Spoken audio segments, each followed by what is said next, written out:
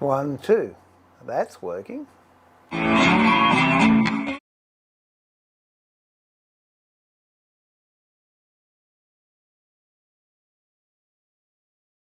I'm thinking, I'm hoping. That's working now. Oh, gracious. Ask me if I like IT. I love IT. All right. Now. Oh.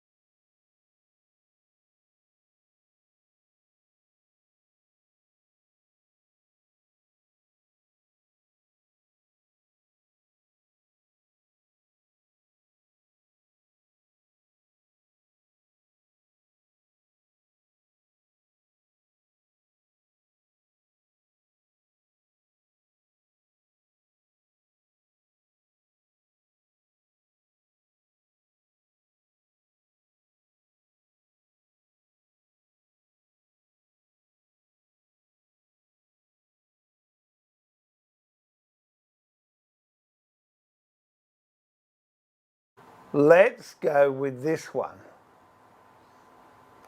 Let's go with this one. I've got sound. Let's go with this one. I've got sound. There you go. All right. I'm happy. I'm happy now. Oh, what a palaver. What a absolute... Okay, we're right. All right. Well, g'day, Jared. G'day, Michael. G'day, T-Bone. G'day, Rendell. Oh, dear. Alan, yeah, if it's any help, the initial one had sound, but then... Yeah, look, I don't know what happened. I'm going through this ATM Mini, and for whatever reason, it's just... Sound goes, don't want to play the game. Oh, look at that. In the meantime, my coffee's flowed over. Oh, dear. What I said before, Andy said it was 5 o'clock in the morning or something, and I had just finished my breakfast 10 minutes ago. So, now I'm having a coffee. Oh, I don't know what is going on with that, but if it's all good now, that is good. Ah, Alan, g'day. Sam was there, but now... Oh, don't say that now. No, we're all good now? We good now? Nathaniel, g'day. Laz, g'day. The curse. Don't. It's got nothing to do with the music stand at all, Laz. Oh, dear. Great, working, good. Found you again. Oh, that's good, Andy. What I said was I just finished my breakfast. And it must be breakfast time for you. Okay, it's 2:45 in the afternoon, Sunday afternoon here, and 10 to 6 in the UK. Thank you so much. All right, we'll see what we can do. It has been a while. It's been a long while. I think it's been that long I started to forget how to set it up. I had a lovely comment from someone the other day. It was charming. Said, this guy used to be good, but now he's getting more senile. Yeah, thanks, champ. You want to come here and do some work with me for a while? We'll see who the senile one is. Anyway, I've got over that. What I want to do, I've got some chair repairs to do. And it is not, what's that? Nearly midnight in Mexico. Whoa. Oh, nearly midnight in Louisiana too. There you go. That's where you are, isn't it? Alabama or Louisiana? I don't know, T-Bone. I know where I mean. Bourbon Street and all that. Is that right? Midnight in the Caribbean. Oh, I would love to be in the Caribbean. I don't care what time it was. Louisiana. That's it. I got it. Thanks, T-Bone. All right. Now, this chair is a bit unique in as much as a challenge to fix it. It has these really strange fittings that, excuse me, but I needed that, I've seen larger ones on beds, and they're just, it's not even steel, it's an alloy, so it's very fragile, and they slide in like that, and that holds the chair together for a short while. What's happened over a period of time with people rocking and leaning and dragging the chairs, they've broken the fittings, and I've had to work out how to repair it. So it took me a couple of days to finally get what I wanted to do. So here we go. I've still got Sandy. You're making me paranoid now. Oh dear. Okay, so I've actually pulled the chair to bits, but I'll show you how they go together. That's the swab. Got some interesting things I want to get through this afternoon. And I thought, seeing I haven't done it for ages, I might as well come along and join the fun. Oh. So this is how they go together. That slots in there like that. And then we'll put the front one on. They go like that, and the same fittings at the back. Now what's happened with people rocking, you can, actually I'll put it up here so you can see it. Look at it. Can you see how much movement's in there? There's a fair amount. And as they move, of course they weaken, and the movement gets more, and then eventually they break. I did have, I don't know, I've got broken bits of them around somewhere because they're just falling together. So the fronts are okay, but the backs, what I had to do was take these sections off here, and you can see this is a front one. So just again, that's how they go together. They just slip in like that. A normal chair has either a mortise and tenon or dowels holding it together. I have in the past made some chairs with table clips, but they were right angle chairs and they were square, whereas a normal chair tapers backwards as this one does here. You can see it's wider at the front and narrower at the back. So what I normally have is an offset tenon going into a straight mortise in the leg. But because these fittings I had to take out, I'm left with a big hole there. There's not much I can do about it. So what I came up with was getting a piece of blackwood or timber, and used it as a blind mortise in there, or a chuck if you like, there is no point trying to make a mortise and fit it into the chairs that are already made. It can be done, but the price of repair is prohibitive. So what I came up with was putting a block of wood in there, and then on this machine that I've got out there, which is a horizontal line borer, which I use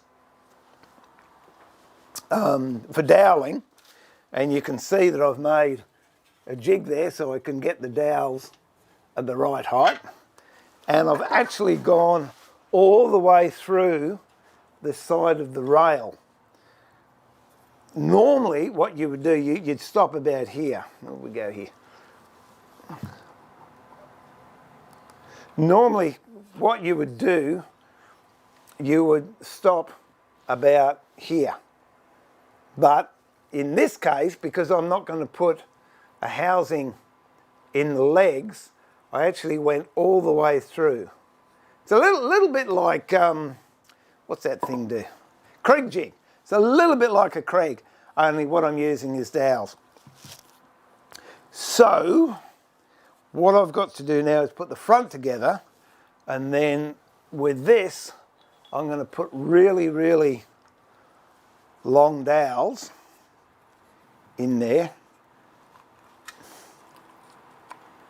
which they're not lubricated so they won't go in yet, but the dowels actually stick out here a fair bit, and then when it's dry tomorrow I'll cut that off with a flush saw and then put my rear seat cleats in, and they'll come out about that far from the rail, and that'll go into the chair leg. So I'll show you the process. If you haven't got one of those things there, a doweling machine or a long line borer, doesn't matter, you could still set it up. If you've got a lathe, you could set up a bed on your lathe and mount a drill chuck in the headstock, and then work out your angles and put it through to get the same holes that I've got here. So just because you haven't got one of those machines doesn't mean to say you can't fix this. Excuse me, what do we got here? Oh dear. Yes, Brian, thank you. Finally, I'm back. Oh, yeah, I'm having a ball. Love technical fun, Andy. Silver! Oh, everyone, sorry, you've been missing. I haven't been here for months. I don't think I've streamed for, I must be over a month. Lovely to have you back, though, Silver. Ah.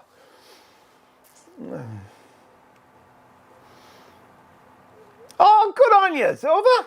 So are they regular buses, like suburban buses, or are you doing private buses, excursions, or school runs? Just design looks certain to fail in time. Nice to see how you improved this chair. Yeah, it was. You wait until you see the chair back and you'll see, oh boy. But they're a lovely chair, and it's a part of a set, and it's a really nice chap that owns it, so I do the best I can. Oh, school runs. Oh, good on you. You got more patience than me, Silver, I tell you. All right, so now I've got to put the fronts back together, which should be easy. What I've had to do in the past was it didn't have any cleats for the chair, and what I was doing, which I haven't got one because I've already taken it back, excuse me, I was using these table blocks, and now they're 90 degrees. This chair is about 70 degrees, so what I had to do was bend it. I made some jigs up. That's the front rail. Now if you have a look at this here, that fits in there quite nicely. So that's the angle I needed to bend this to. If you can see, it's got to be a little bit more acute than it is. And all I did was put it in the vise down here and whacked it with a hammer, and it came in. And then I, with a router, routed a cut down here, and on the saw table I put a cut down here, and I cut away a flange on the inside corner of this leg.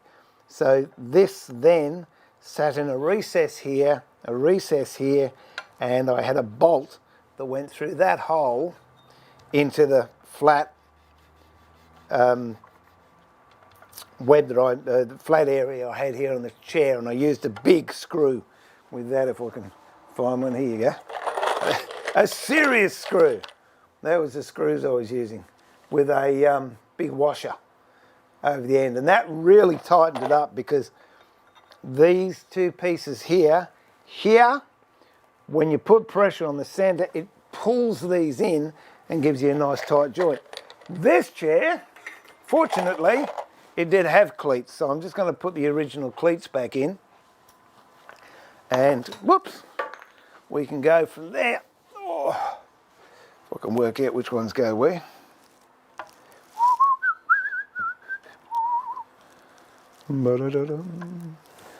Where's the what's it? Here we go. Got some other interesting things to do too. I've been doing a lot of work playing around with a Japanese finish, which all I'm trying to do here is work out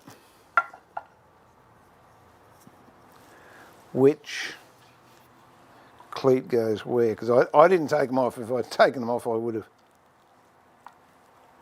have actually marked them.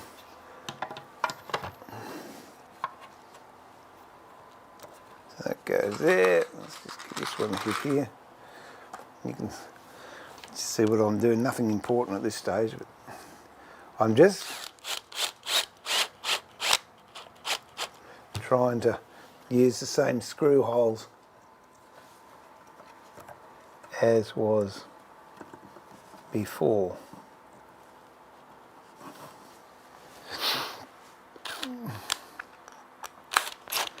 Yes, it's called Yakisugi, and it's burning timber, which, you know, people have been doing for yonks. But with these particular timbers, what is so exciting is the effect that the burning actually has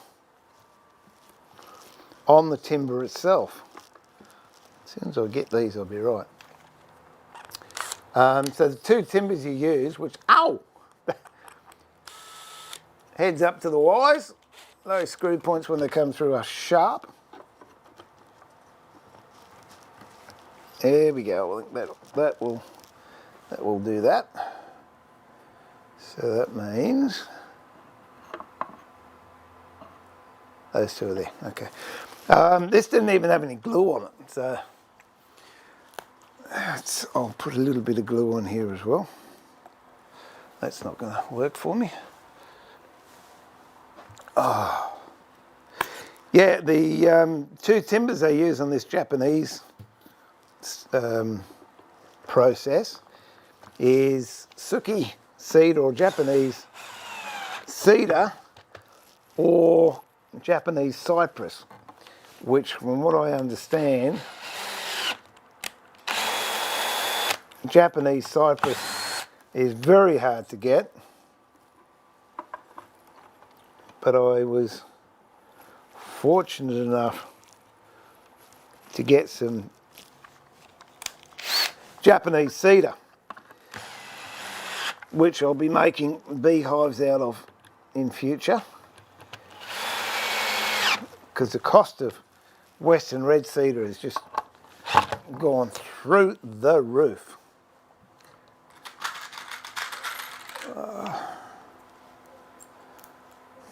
So I'm pretty excited about that.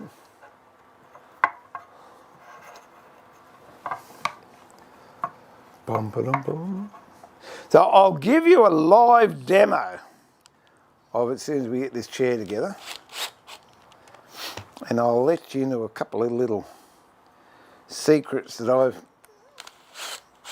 found along the way to get a much better finish. What else have I got to do? I've got a chopping board that we started ages ago.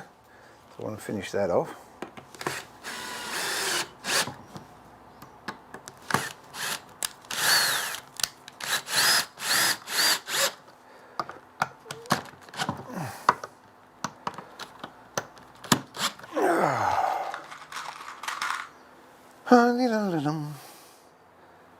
Yeah. I wasn't sure if I was going to do this live because you can get some problems, but let's have some fun.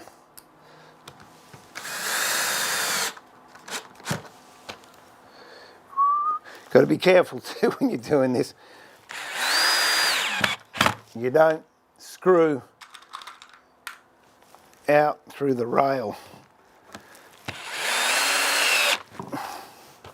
All right, so I'm happy with that. That's fairly tight. Let's give that a knock down a bit. Whoop.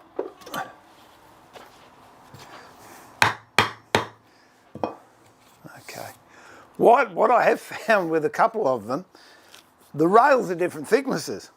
There was one and the rail was X amount, and the rail on the other side of the chair was 10 mil wider. So, anyway, enough of that. I'll have a chat and then we'll go down to the other camera and you can see me having to go and putting it together. Yeah, bed fittings. Bed fittings, they're fine, Brian, because generally they're a much bigger construction. I'm going to use them in the fabled bed that I'm making. I'm using a similar thing, but they're about that big and they're steel. These aren't steel, they're just an alloy.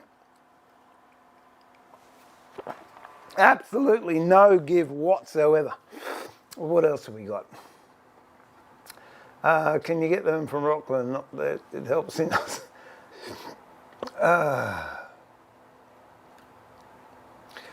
Bingo dingo, of all the drills you've used over the years, mate, where does the Bosch rate? Well, I've got to tell you, I'm still using it. I like it, I really do. I've got 2 or 3 of them, I think. And it's an 18 volt, got enough torque for what I want.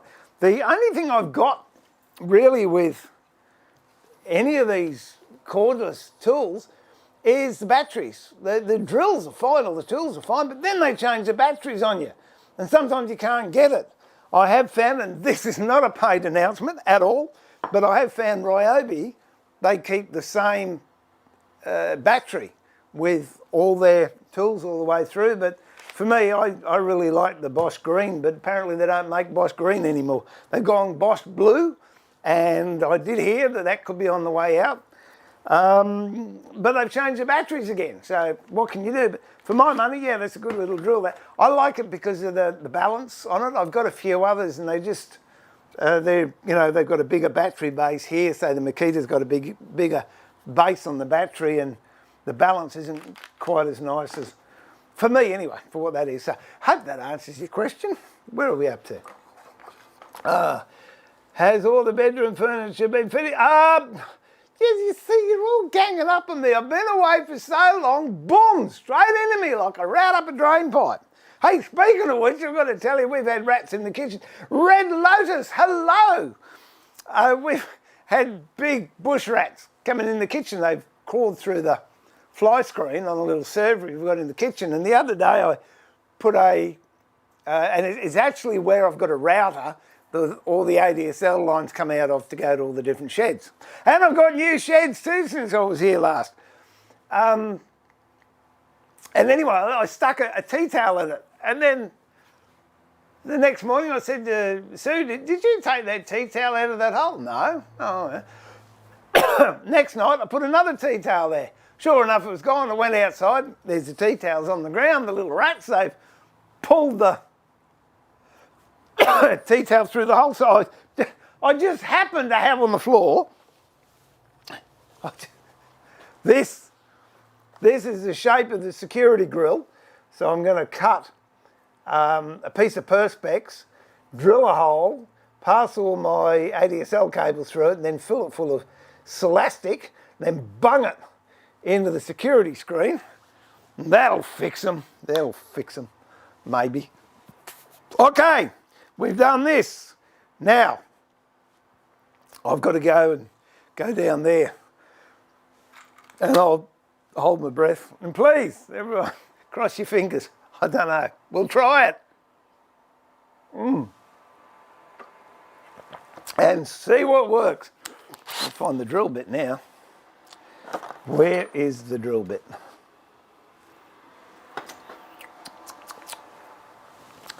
Oh, I want to, oh, there we go, look at that.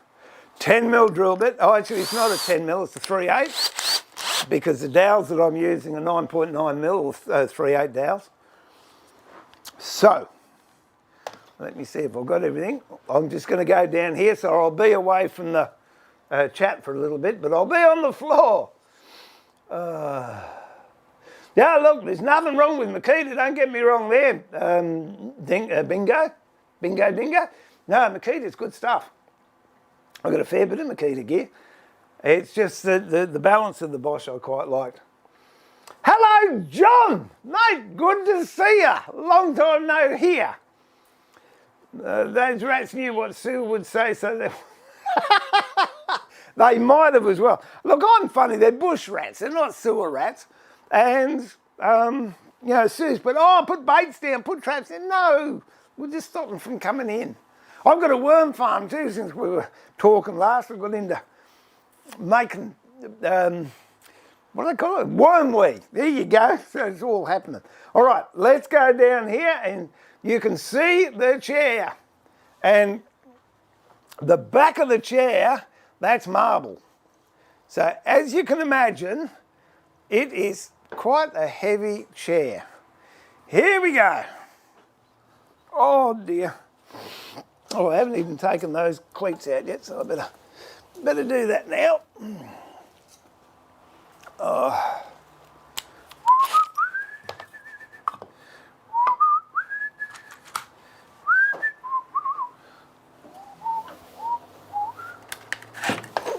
Get myself a screwdriver bit, which would be good. I'm just putting a screwdriver bit in. I don't know where that other one went. Okay, let's go down here. I'll just take these out.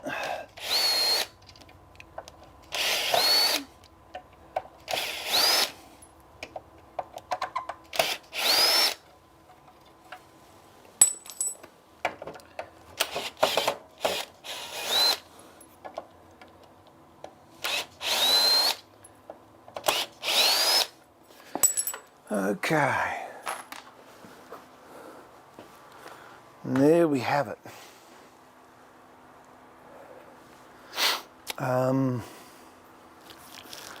Let's see what I've got to do. Need a clamp, a sash clamp. Turn it around, line them up best you can. And then what I'm going to do is put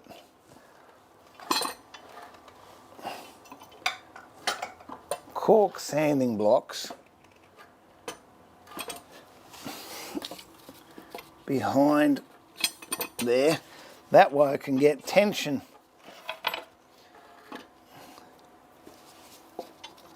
on the chair to hold it together. How are we going there? Yep. To hold it together without marking the finish.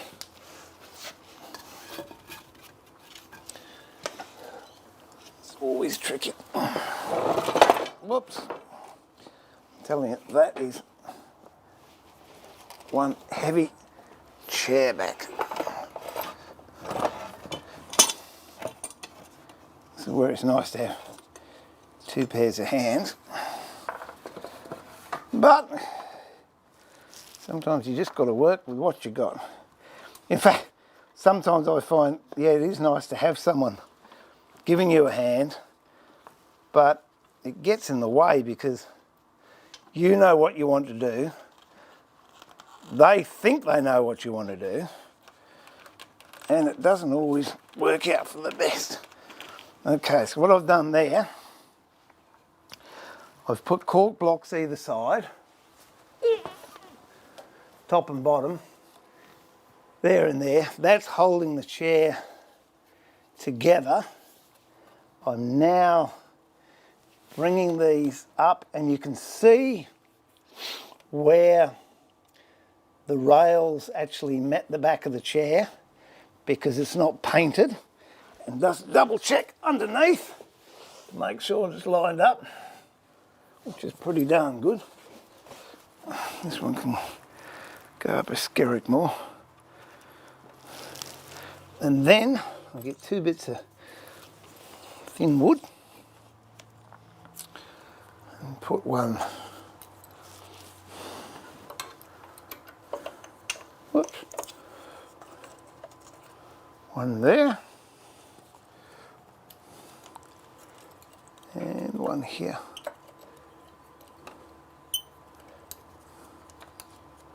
So I've got them close, so they're actually touching the back rail where the leg joins the rail, and on this side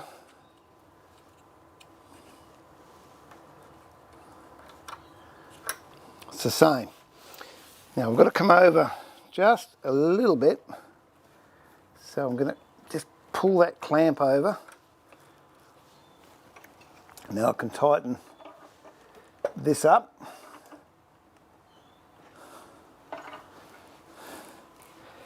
And we'll just have a look, see. I think that's pretty darn close. The other big test is rock it diagonally, so put your hand on the top and then the bottom corner, just give it a rock. If it doesn't rock, that means it's now secure and it's square, because you put those rails in a little bit out and you get a bit of a rock, the whole chair is going to be twisted. So when it's all dried, you put it on your dining room floor or whatever, it doesn't matter so much in carpet, but it will always rock, which is annoying. So what I'm going to do now, I'll just have a quick chat. You reckon my adrenaline's not pumping after that? Thank goodness it worked. Oh, that's nice, John, thanks. Nice, now I can interrupt your snoozing. Hey Earl, how are you?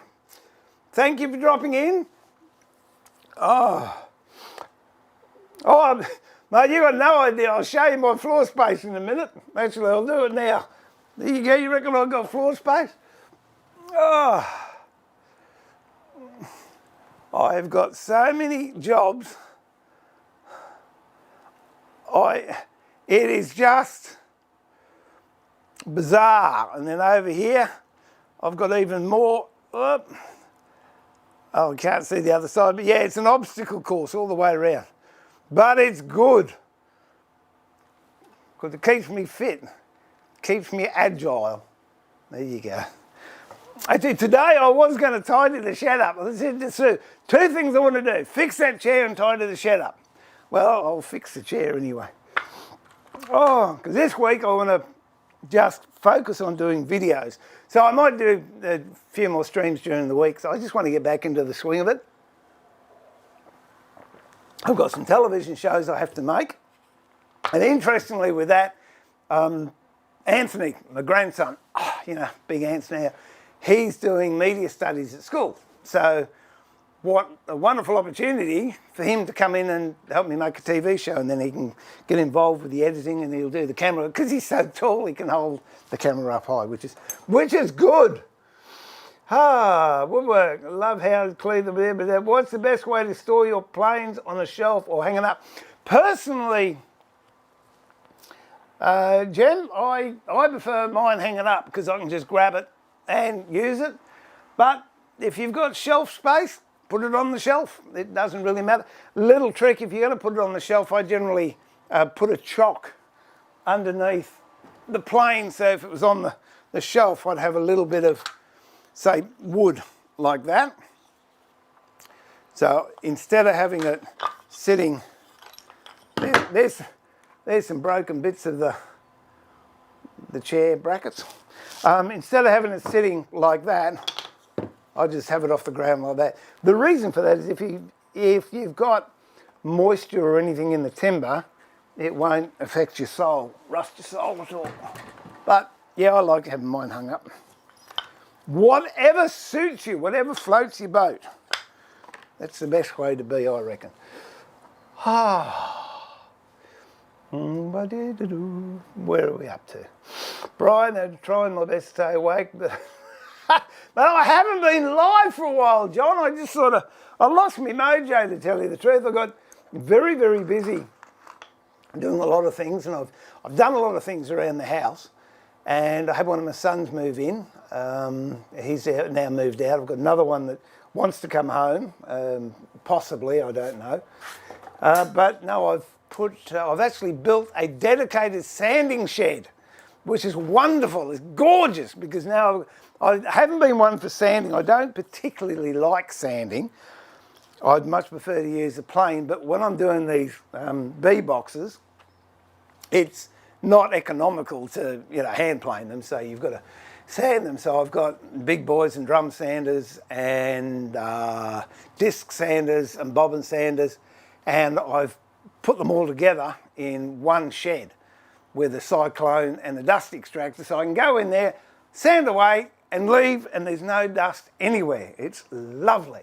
Hasn't given me any more space in this shed, but it's allowed me to do some other things. So that's another reason I haven't been doing this. So what else have I been doing? Just basically playing, I think, trying new ideas, working in the yard, which isn't woodwork, but planning. I put a big fence up, 70-metre fence down the backyard last weekend. That was fun. Every piece of blasted colour bond I used, I put it in upside down, so I had to take every single one out, and there was 92 sheets. Why?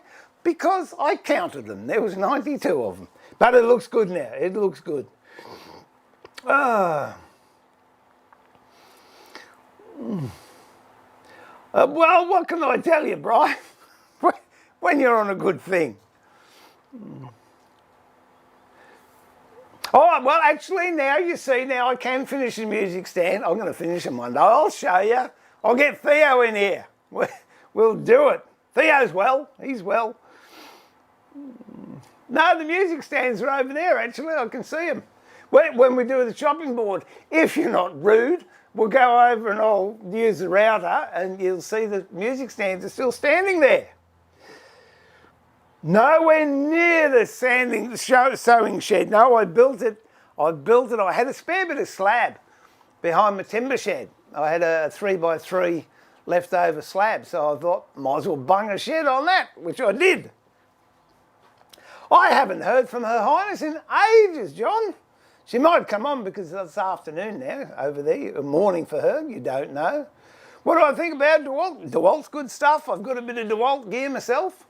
Yep, it's good. The only DeWalt tool I'm not really in favour of, and I don't know if they still make it. They had a chop saw, and it used to frighten me. A friend of mine had one, and when you turn it on, bang! I'm used to my Turbo, which is an Electrobeck, soft start, brushless motor, lovely. Anyway, but no, DeWalt's good stuff. I don't think there's any bad tools on the market, really. It's all depends how you treat them and how you use them. Dear, oh dear. All right, what was I going to do? Okay. I've taken those off. All right, let's drill some holes. Yeah, this is a good bit. If you're going to mess up, this is where you're going to mess up. All right. So, You just make sure that wherever your rail is, there's no bare timber showing, because that means your rail isn't lined up. So I've got this cleat here with this little G-clamp holding this rail in place. This is holding the chair together. It doesn't matter about this. Now what I'm going to do is go in to these holes that I've already bored. And again, be careful you don't go through the back of the leg.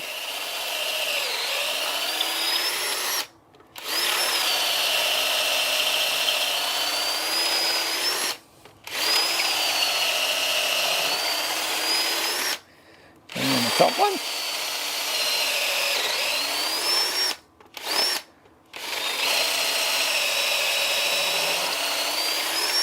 There you go.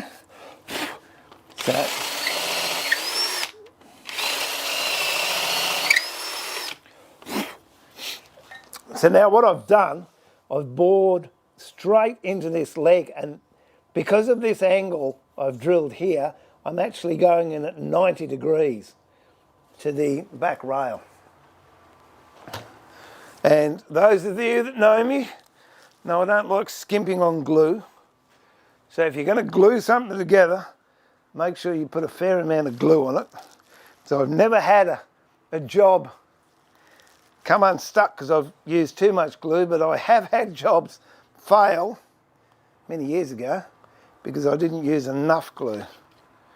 So I'm just looking for a piece of scrap. Oh dear. You think in my shed I'd have enough scrap, wouldn't you? Okay, so what I'm going to do, put a heap of glue there. First thing to do, so I get a pencil and I line the inside of those holes with glue. Again, this is what I refer to as double gluing technique, because I don't just want to trust the glue that I've got on that dowel. So give them a good shove. You can also check with this. You put that there and then put it there, and you can see, so if I do it here, you can see the dowel is going in about that far. So that is absolutely fine for our purposes. Now these dowels I've just chamfered one end, so it'll go in and just roll it in the glue like that. So you've got it all the way along. Slide it in. Grab a knockometer and you just tap it until it sounds home. You can hear it's sort of an empty sound. Now you can hear it's going solid. That means it's home. Same with this one. A heap of glue.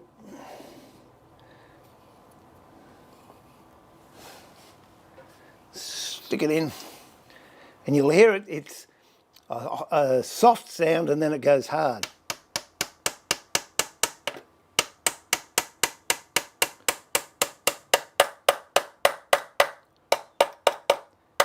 As soon as you get that solid sound, you know it's home.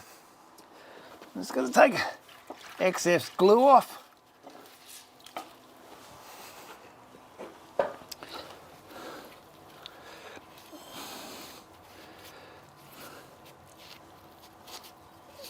Okay, so that's good. I'm going to leave that until tomorrow when it'll be dry. Then when the flush saw, I'll cut it off. So what I'm going to do here is the same.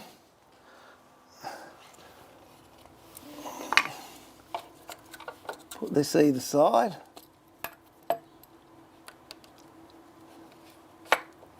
Give it a bit of a tighten. Okay, the one at the back obviously is so I don't mark the back rail. I'm looking at that now, it's looking pretty darn close to me, so I'm happy with that. You're not going to find that this is going to want to spring out that way because it's tensioned here and it's coming in at an angle. That's why I've got these to stop it coming in this way. Again, put your drill bit in there. Don't try and do it in one go.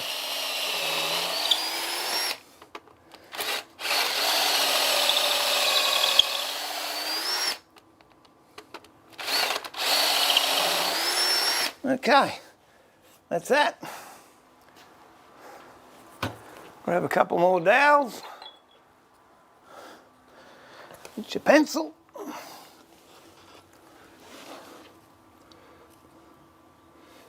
Poke that up inside the dowel hole, give it a good coat. And the one down there.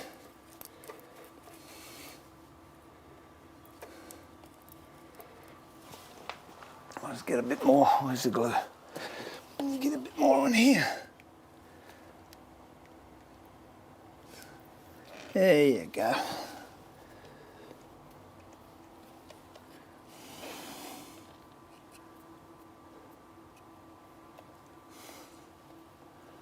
Work that one in. Where's my hammer?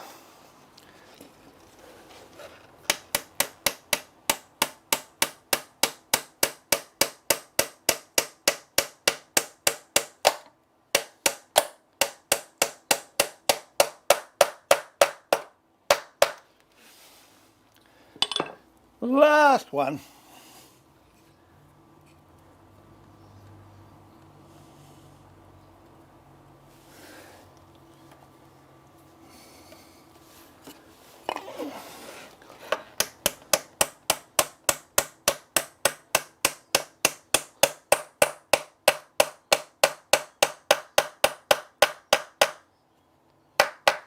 Okay, give the clamp another little bit of a tighten.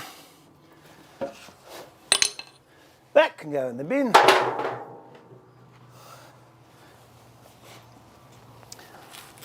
Clean the glue out.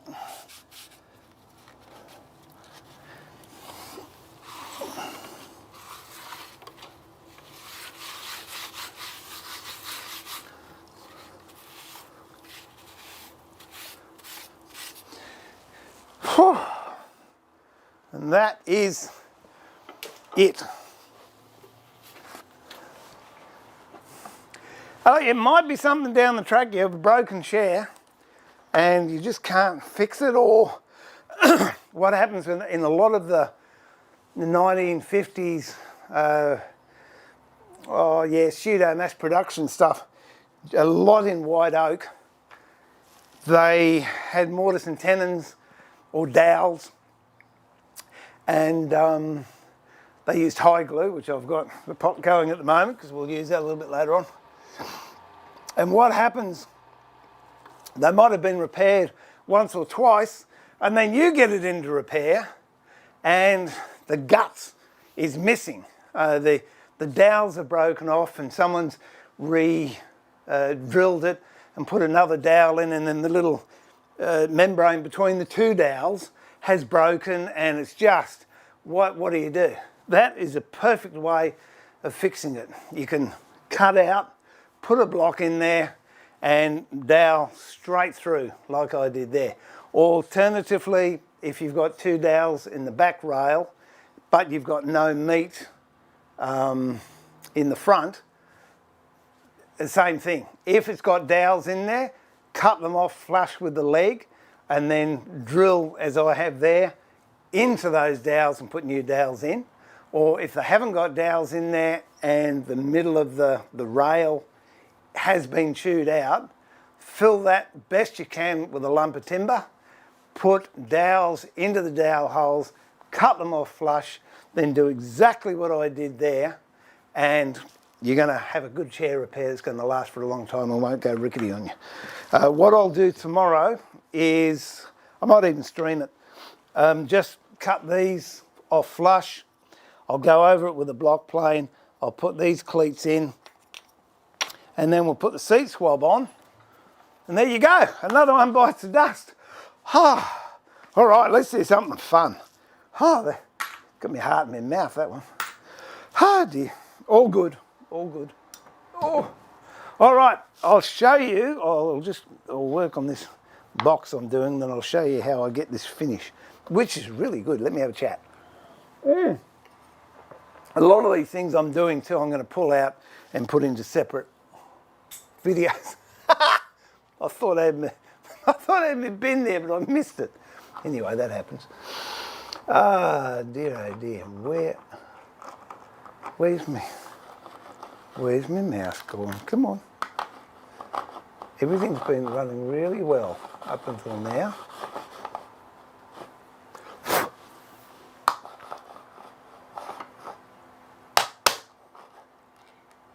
Whoop. Oh no. I thought I'd lost my sound then. It had gone off, but it's all right. Okay. What do I think about the wall? Looks like an old style pocket on that. Yeah, basically that's what it is. Only instead of using screws, I'm using dowels. And it's just filling up the void that these fittings, they're the fittings that were actually in the chair before, only they'd come from together, they'd broken. I just filled it with a chock and pocket screwed it. But that's new technology. Dear. Be wary of the hydraulic lock putting the dowels. That's why you do this. Lads, if you have a look at those, is it gonna focus? They're fluted. And yeah, if you've got fluted dowels, you won't get a... Oh, come on. There we go. Whoop. If you've got flutes, you won't get a hydrostatic lock. And if you've got a dowel that doesn't have flutes, just run down it with a chisel or go over to a something and just put reliefs in there so you get the excess glue out. Or it's true, you'll push it in and then you'll get an air lock like that and you'll think your dowel's in, but it's not. It's only held in by that much because you've got a big void here full of glue and air. Good point, lads. Thanks for bringing it up. B-Rancher. Hi, mate. In your description, you were going to do some beatbox. Yes, I am. I'm going to do that right about now. What are you going to do? I am a part-time beeper and currently making a dozen new lids. Okay, mine aren't honeybees. They're native bees, which are real little ones, and it's a different style of bee box, but I'll get onto it very shortly. John, Steve, did you just dowel no screws? Is that better than using screws, although in love with the dowel? Look, I would prefer to use dowels, yes, because that is solid. It's not going to, you're not going to break that. You know, we'll do it. Look, you're not going to break that. If I used a screw, I don't know if I've got one that length. No, I haven't got one that length. But if I did, I reckon I could bend that, not with my hands, but it could bend quite easily. Also, you look at the surface area of that screw compared to the dowel. And the only contact really you have is between the screw threads, which are the lands. And if you did the equation, the mathematics, you'll find that it's got a far greater gluing area than that does. So I've seen horror repairs, and people have just got big long screws and put it straight through the back of the chair leg into the rail, and yeah, it'll work for a day or two, but it won't hold because that is going to work its way between the grain in the timber, and it's going to get loose in no time. So stick with dowels. For me, the best for a chair is a mortise and tenon joint, but a lot of times it isn't a financially viable option because it costs a lot more to do it. But a really high quality chair, in my opinion, should be mortise and tenon on an angle. And then the next best thing would be dowels, and then we we just go downhill from there. All right, what are we up to?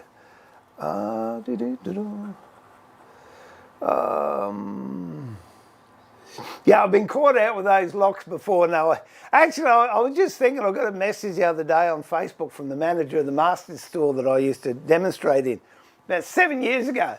And I just looked at all that dowel. I've still got doweling material I bought when Masters were going. So there you go. I'm going to use that idea now. Good on you, John. Thanks for that. Seen other, and they hate screws too. Wood moves different to me. It certainly does. All right, this is my new beehive. This is Yakisugi, and it is just, I love it. It's just awesome. I'll do a little bit for you in a bit. Where's the one I've got to fix? Here you go. Look at that. Look at that. Isn't that just specko? I love it.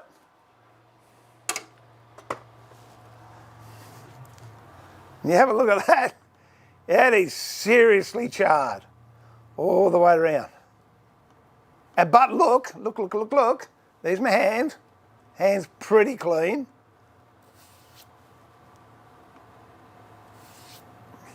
Nothing comes off. Tricky. All right, first of all, I've got to put a hole in this. So this, when it's together,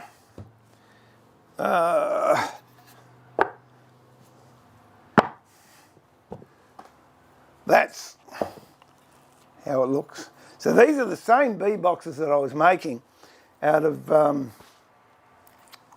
Western red cedar, but I got hold of some sugi cedar, Japanese cedar, and I thought I'll try this Yakisugi thing. And it's lovely. So first of all, I've just got to put a hole in this one, and then I'll burn a bit and I'll show you what I've learnt and some what to do and some not what to do. Okay, put this one in here. Hey Vinny, how are you? Thanks for dropping in, mate. Okay. I don't know if had I changed all my vices over when I was streaming last? I can't remember. But I've changed them all over to, what are they? Record 52.5s, which I've had them for about 10 years and I haven't got around to changing them, and then I thought I would, so I did. Where's my drill gone now? Oh dear.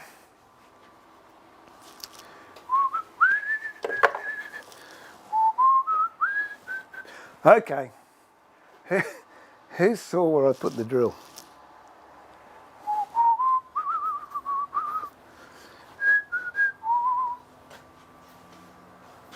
Oh, come on.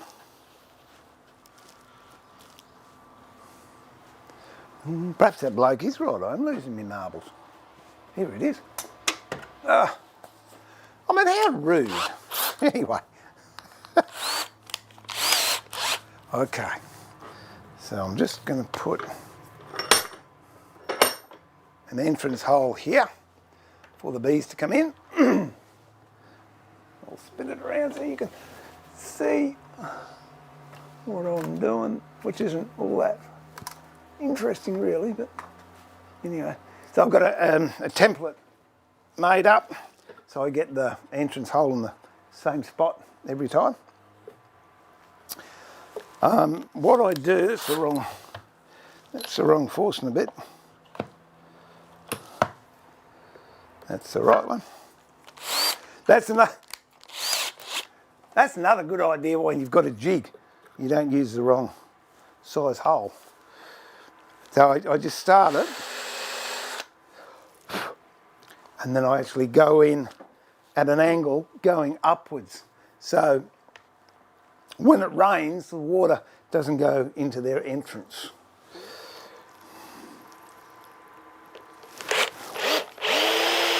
There we go. Yeah, 15 degrees or so. I'm going to put this under there so I don't get too much tear out.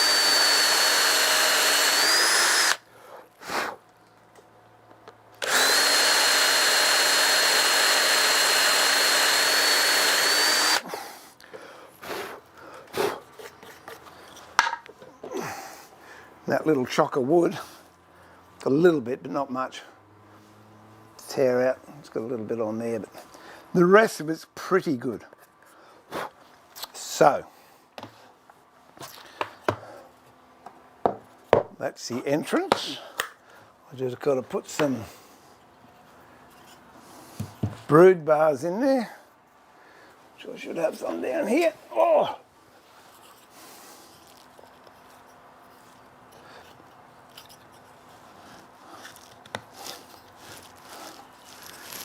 Make sure they're not too big.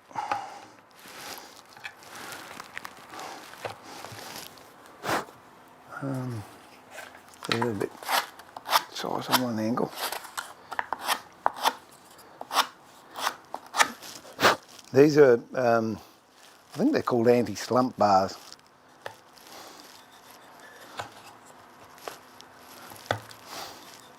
A little bit high, I'll knock that one off later.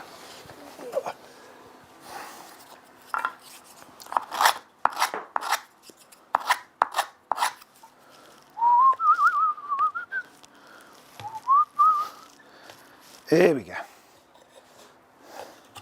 So I'm just going to put a dab of glue on those, wherever my glue is.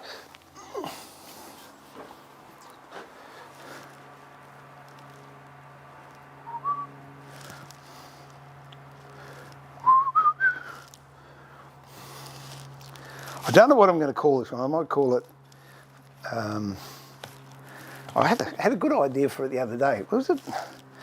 Not bushfire. Something. Anyway. There we go. Nail those in.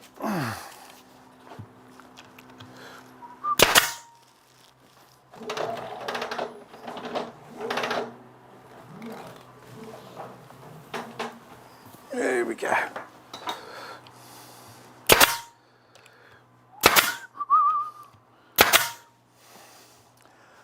So what happens when the broods, this is with native bees, they build their brood or nest here, and then when they need more space, they go up into this one, and when you go and split the hives, which is making 2 hives out of 1, you split them, and these bars in here stop the top part of the brood slumping or falling in there.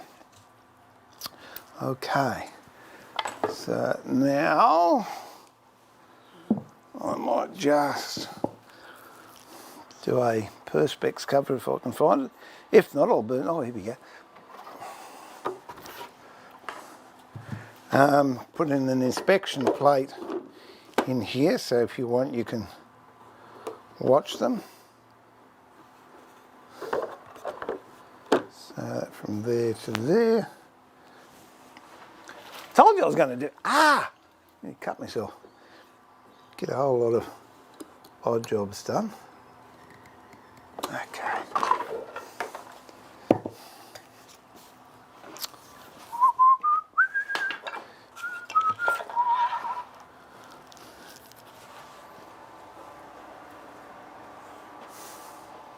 It's interesting. Where'd that one go? Oh, this'll do.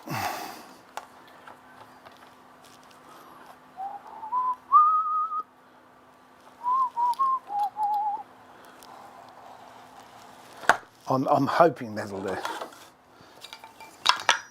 This is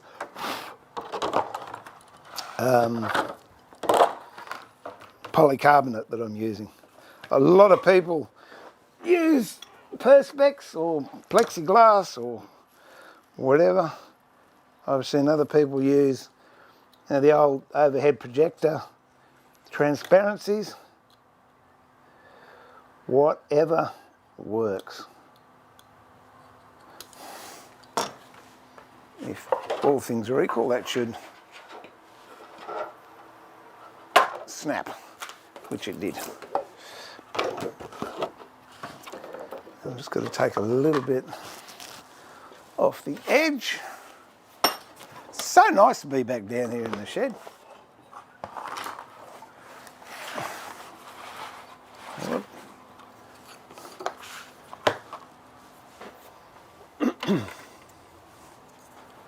Just take a little bit off of there.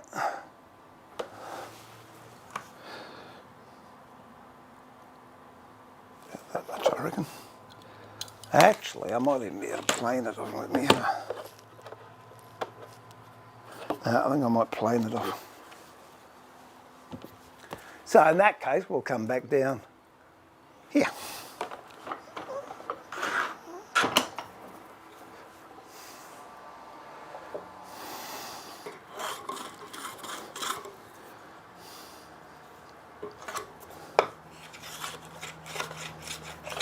Whoop.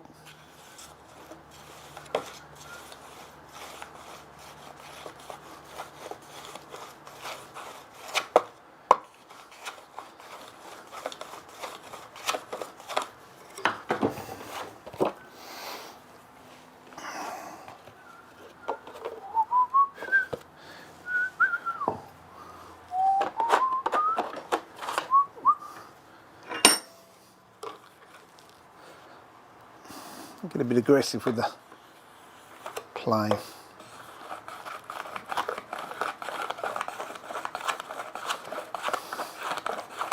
I could go out and just one pass on the jointer and it'll be done, but I'm too lazy.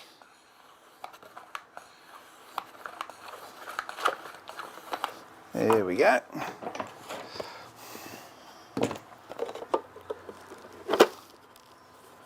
That's pretty close. I'll do a couple more passes just for safety's sake.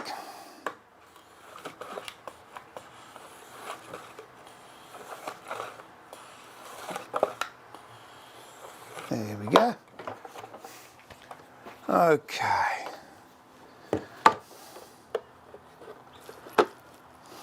That fits there. Now I've just got to clean up those corners. So what I might do, I might just bring this camera around, see we're not doing the chair. And I can bring it back over this way.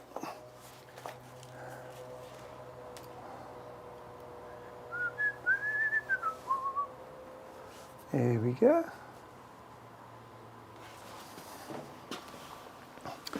Bum. And there we have it. So I've just got to knock off the corners here. Okay, and that's another thing I like about polycarbonate. It's so easy to work.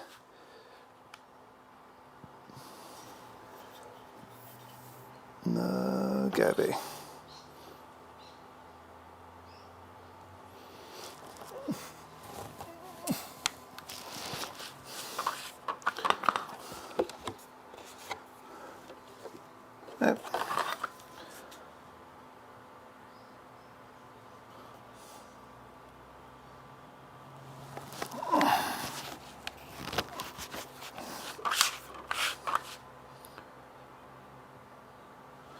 I used to actually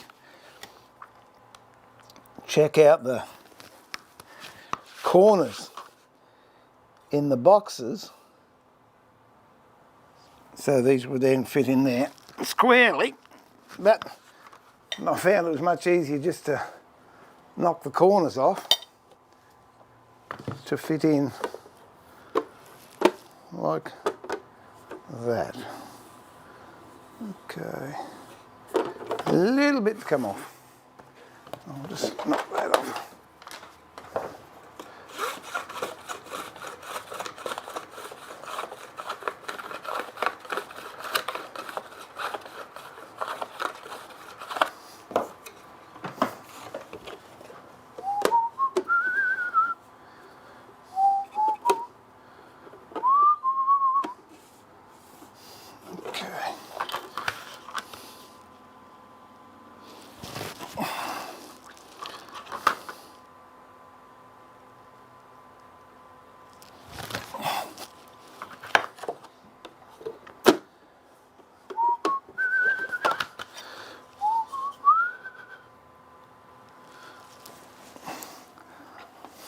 if you're lazy, just give it a tap with a mallet.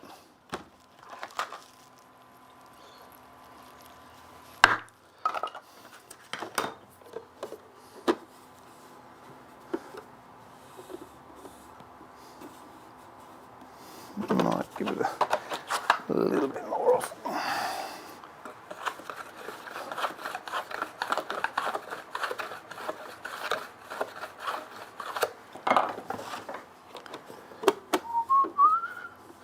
Okay, that's looking good.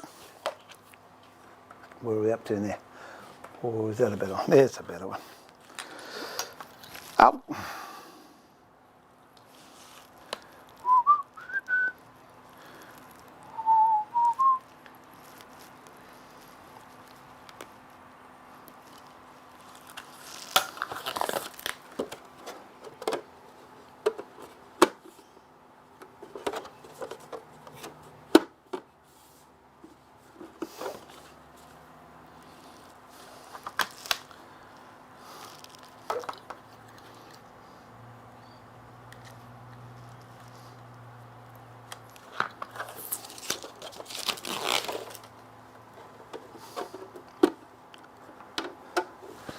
Just change my nails over. So I want smaller nails. I've got 22 mil in there. I only want 16 mil for this.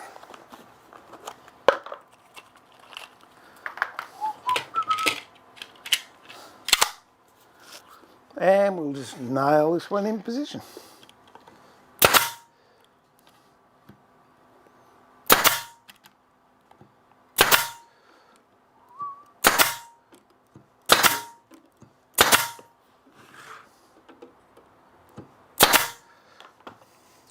So there you've got an inspection port that you can watch all the bees. Eventually they'll cover that, but you can watch them working until they do. And there's your slump bars on the bottom. All right.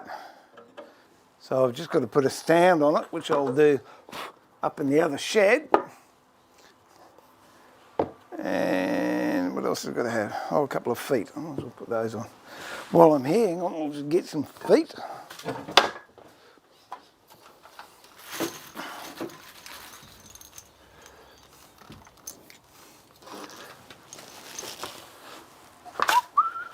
What I'd like to do down the track is get some really flash looking feet to put on these.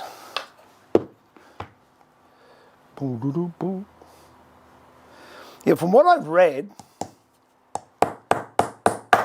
if you paint something, you've got to repaint it in, 10 to 15 years.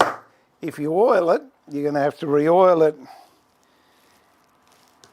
in 12 to 18 months or 2 years.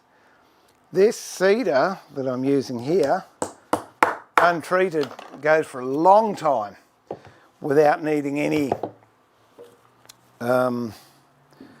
maintenance at all. And when you burn it like this and put oil on it, I reckon every 20 or 30 years give it another coat of oil. So I've got to put a landing stage on there for them yet. But basically, that's a Yakisugi cedar hive. And I'll show you how to get that beautiful burnt effect. And again, if I rub my hand down there, I'm not getting much off it. So I'll just go and put this over to one side. I'll grab a bit of cedar and we'll go from there. Well, the other thing I've done too, I've changed the design of the boxes that I'm doing to, now I'm doing, been playing around with it, but now I'm doing finger joints. But they're it's a complicated finger joint because it's not just a straight finger joint. It's actually a mitered lap finger joint. So a mitered half lap finger joint, that's it. Took me a while to work out how to do it, but that's what I'm doing, and that's a jig I made up. Which camera am I on? That one. That's the jig I made up to do the finger joints. I've got to make some more, so I'll actually do a video on that. Whether or not I do it on the live stream, I do not know.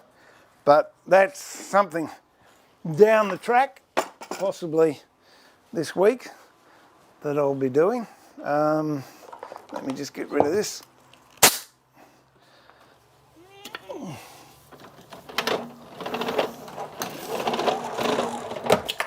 Okie dokie.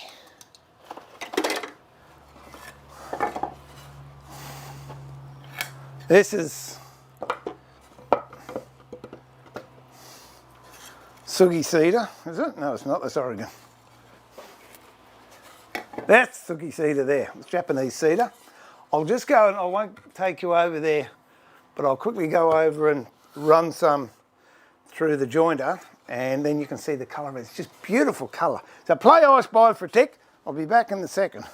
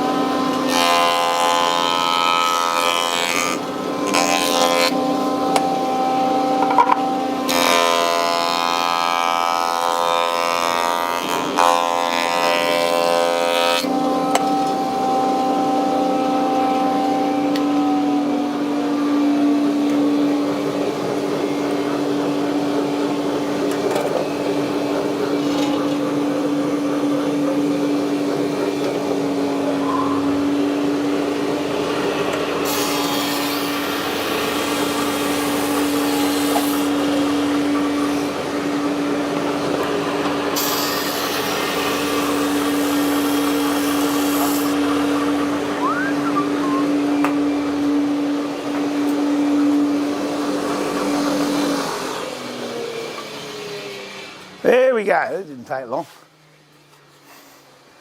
That's what it looks like.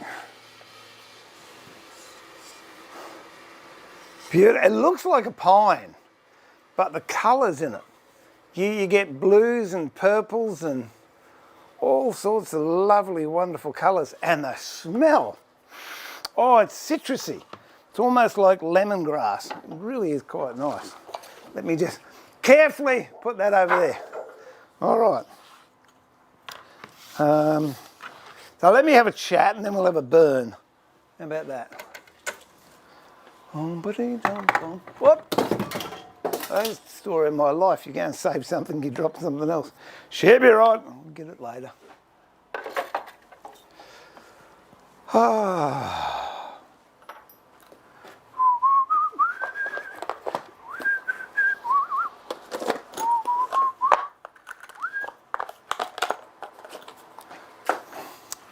Okie dokie. It's over here so I know where it is next time I want it. I'm not getting too organised, just trying to get a little bit organised. Oh, there you go. Okay. Let's pop that down there.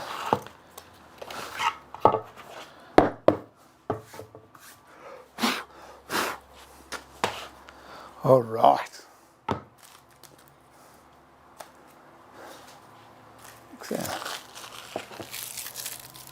There we go, found that. What's happening? Bushfire D-box. Yeah, I like bushfire, but I don't know. It's wildfire. That's what I was going to call it. Wildfire. Oh. Where are we up to? Did you say it? Okay. Oh, you finished your haul time. Good on you, Vinny. Will the dark colour make the bee-box heat up to... Aha! Now I'm expecting that, T-Bone. No, because of what happens when you burn it, it actually acts as an insulator. And I don't know what it is, but something at the molecular level creates an insulation and at the same time makes it impervious to rot and insect proof. It's as if, you'll see it when I do it in a minute, it's as if the wood is almost melting and creating a seal between that outside skin that's been burnt and the inside meat of the timber itself. Really, really quite interesting. And it's, from what I understand, it's the only timbers that do it, as I said, Sugi cedar and Japanese cypress.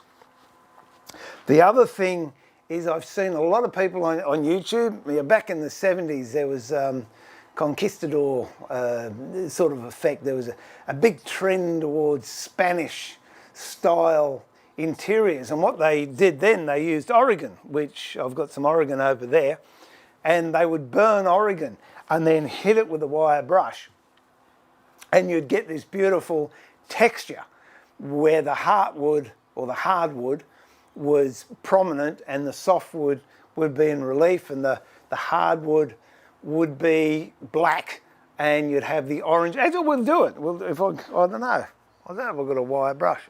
Might be able to do it. No, hang on, I'll just go and get a wire brush. There you go. We'll do a bit of Oregon, and you'll see the difference. I'll back on the tick.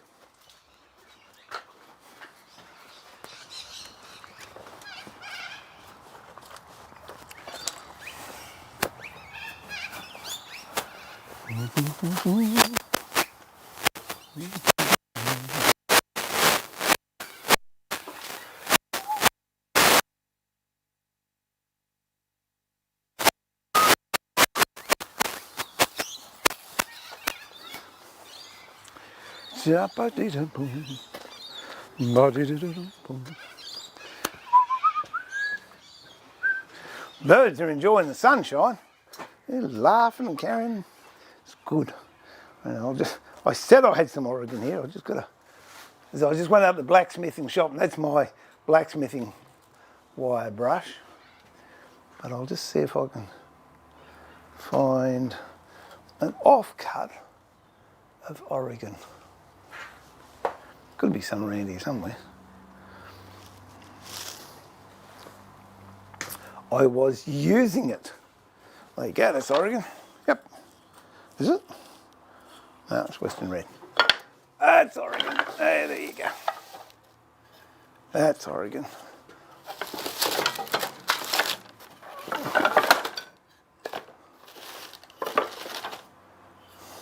That bit there.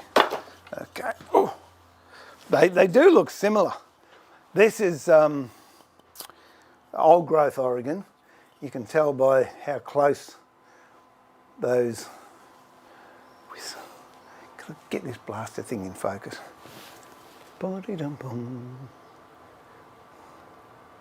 Come on, focus. There you go. Whoa. Get into focus.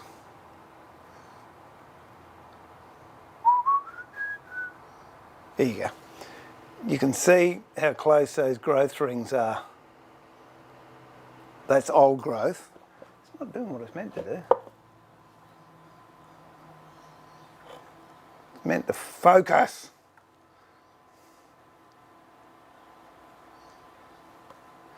Thea was telling me about this automatic focusing, but it's not working. Anyway, from that distance, you can see the growth rings, how close they are together compared to this Japanese cedar, which you can see the growth rings. They're really pronounced. This is plantation grown. It's about a 35-year-old process. So it's plantation. And what I'll do, we'll do this one first, and then I'll do the Oregon and show you the difference. So, what's that one going to do? This is really spectacular, so I really want to get a good shot of this if I can.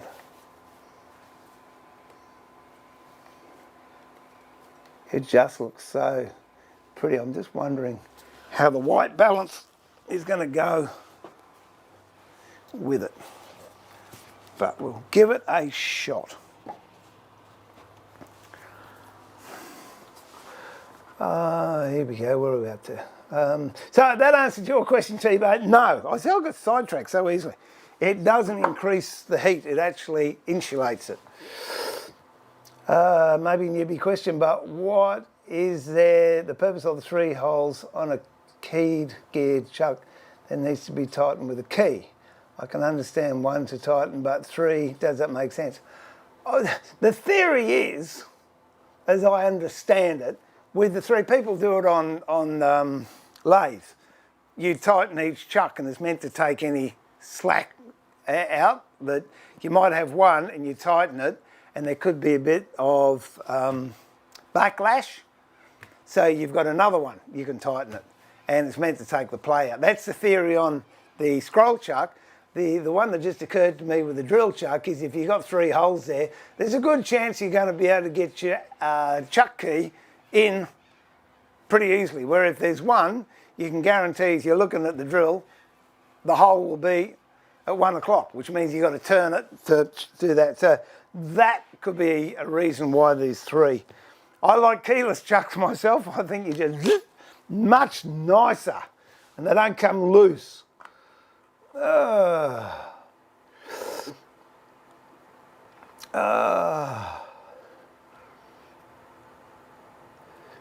Bushfire B-box, that's what I reckon, Vinny. Well, I'm only half an hour behind. I'm catching up.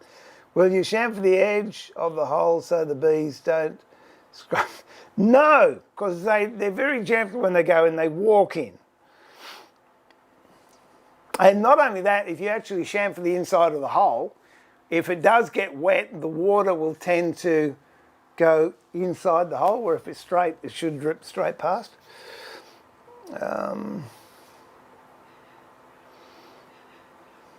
What's the difference between Yakisugi bun and what? Absolutely nothing.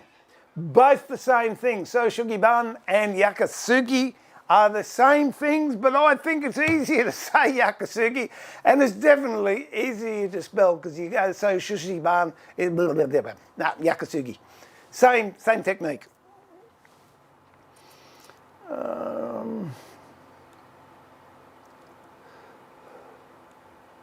Good night, John. I'll catch up with you later, mate. Cheers.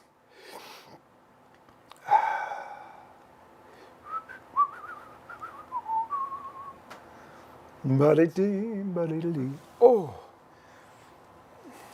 P, pressure pot. Where's P? Oh, I spied. Oh, okay, gotcha. Good, thank you. G'day, Vincent. Vince. From Oregon. I'm going to choose some Oregon too in a minute, so there you go. How's that?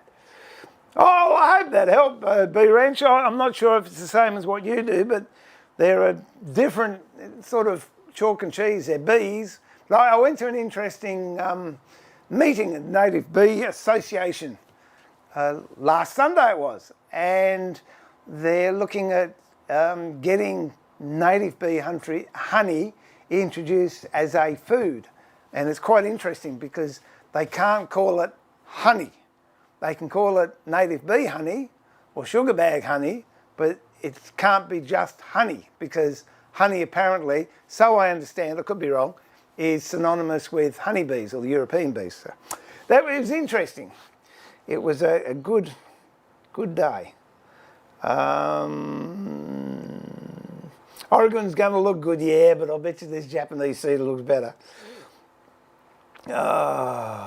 Yeah, T-bone, I must admit when I was doing the finger joints on that Oregon box, oh, it smells nice. And I've got a nice natural oil I'm using at the moment. I don't know where it is. I haven't got it down here. It's up in the other shed.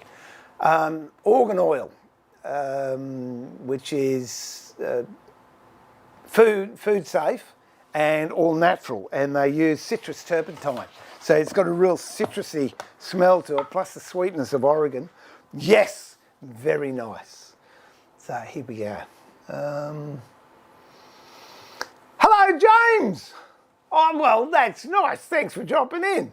I tell you what, you're lucky you came here and not at the beginning because, oh no, we had a few false starts in the beginning.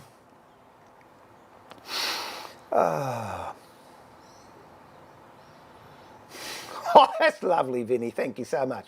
Sal, g'day. Got to move the wire in front of the lens so the camera will focus. Got to move the wire in front of the lens. Oh, is that there? Well, thank you for that. Is it there? Aha! There you go. We'll get that out of the way. Let's see if it will.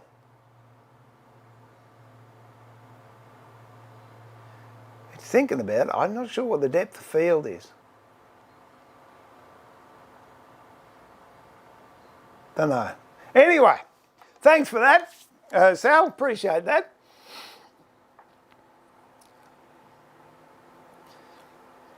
G'day, Robert from Philly. Nice to have you on board. Jeff, g'day, mate. Nice to have you too. Long time no see or chat. And I know I'm streaming today. I'm not doing one of those streams that I didn't know I was streaming, but we won't talk about that. Vince, do you find Lee Nelson planes to be heavy to use? They are heavy, but they're beautiful to use. They are. The one I notice the heaviness the most in is the number 8, whereas I've gone through all this before in a previous video, but most of the Stanley Baileys are the weight of the number. So if you've got a number 7, it's 7 pounds. You've got a number 6, it's 6 pounds. You've got a number 2, it's 2 pounds. You've got a number 1, it's 1 pound. And number 8 is 8 pounds. The Lee Nielsen is 10 pounds. But I find that to be quite nice because if you're using the number 10, the number 8 is generally on a really long bit of timber. And if you've got a good bit of heft there, you don't have to have so much physical force. And I think my all-time favourite, Lee Nelson's the number 3 ducted bronze, which is heavy and it is a joy to use. Oh, hello, Anthony, if you're watching. Or Tom, if you're watching. Where we got? Oh. Yeah, there is a lot of politics, James. I was there for, no, I won't go there, but yeah, no, not my bag. Can't get caught up in politics. Brenda, g'day! Long time no chat.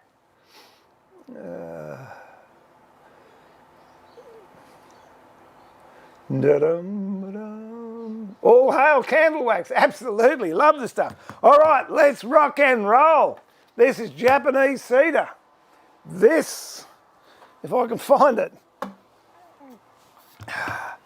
this is map gas. What I might do is put something underneath it that's not going to burn too badly. Oh, there we go. How about that? That'll do. So I don't want to burn me mat. Okay, let's rock and roll. That's what it looks like at the moment. Here we go. I really want to get this in shot so you can see it. You'll see the alligator skin start to form, and it is absolutely gorgeous. There it is. See it?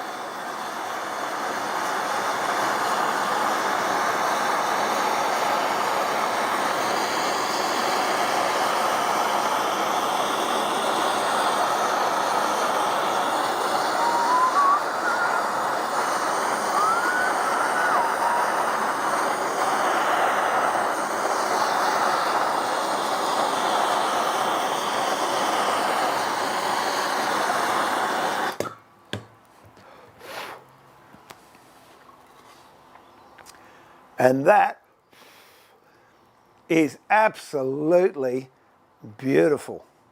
So I'll let that dry and then I'll treat it and you'll find you don't get any soot coming off at all. Here's a bit of Oregon.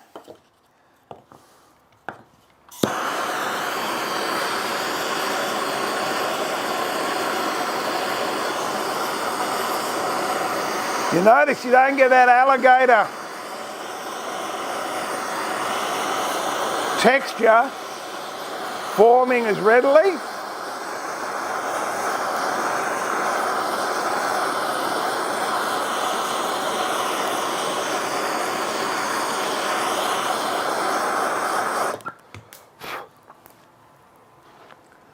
And if I put the two of those side by side, You should be here. It smells lovely. See the difference? What I'll do now is steel brush.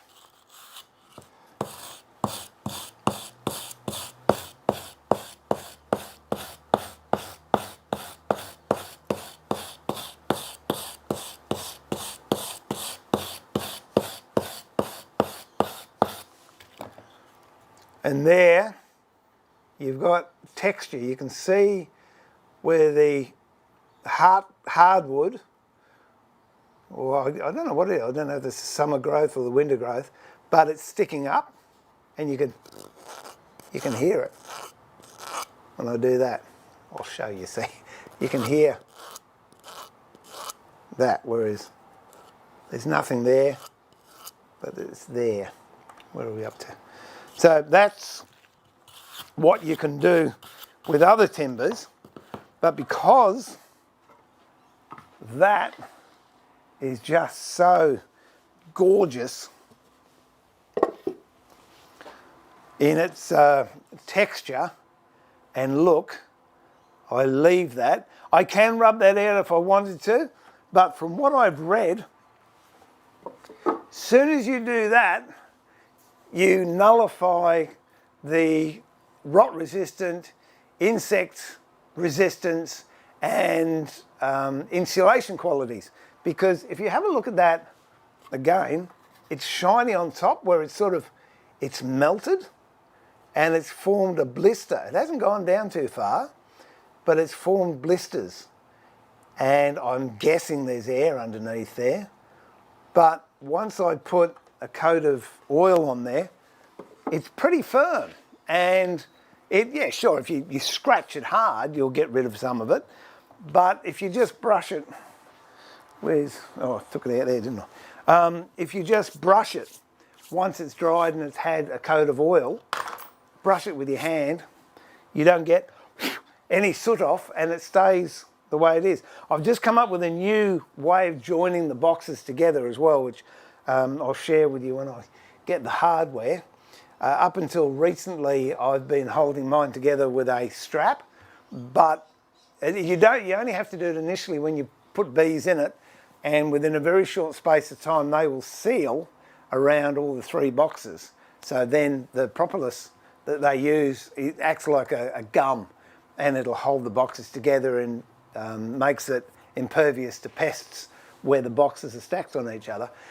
And so I used to use a strap to hold them together, but I'm feeling putting a strap on that and pulling down hard, you might take some of that beautiful charred effect away.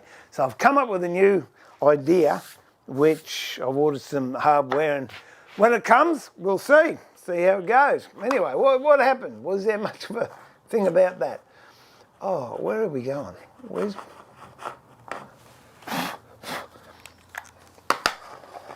Oh, come on. Here we go. You're there. Okay, gotcha. Buddy-dum. I'm just reading. Not had a rent yet? Yeah.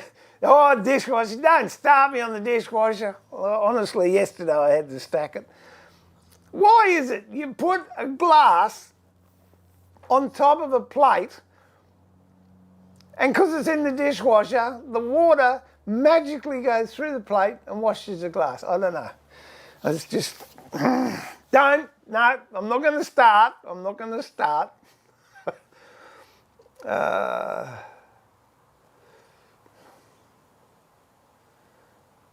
Oh, there you go. Hey, that's great, Jeff. You should ring Michael or Renee up at Tormick and tell them that. That's awesome. Are you using the ordinary stones, or you've got a special lapidary stone, or are you using the diamond stone?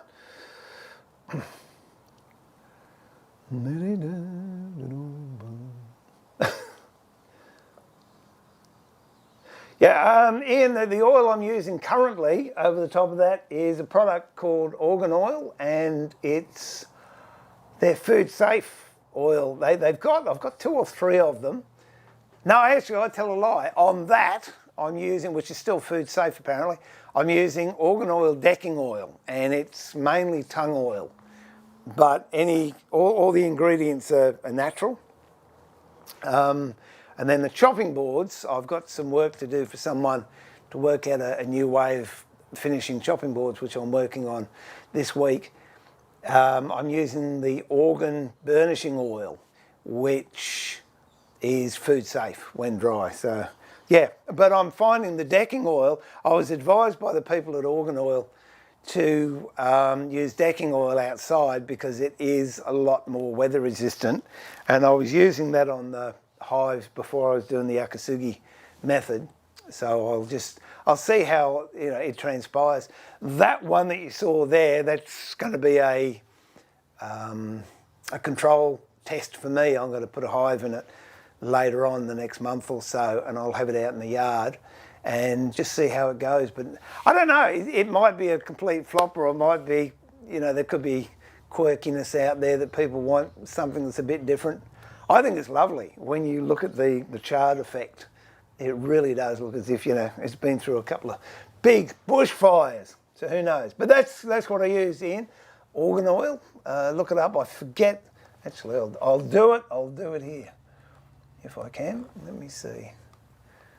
They're, I don't know where you are. Their factory is in Revesby, I think it is in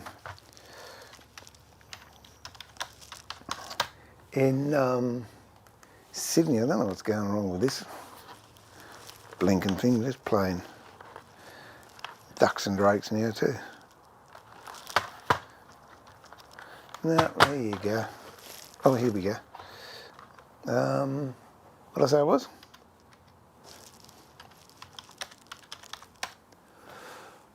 Organ oil.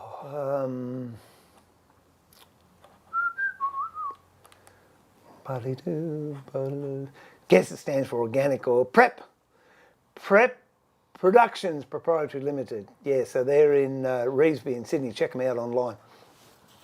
Prep Productions. It's nice. It smells nice. It's quite nice to use.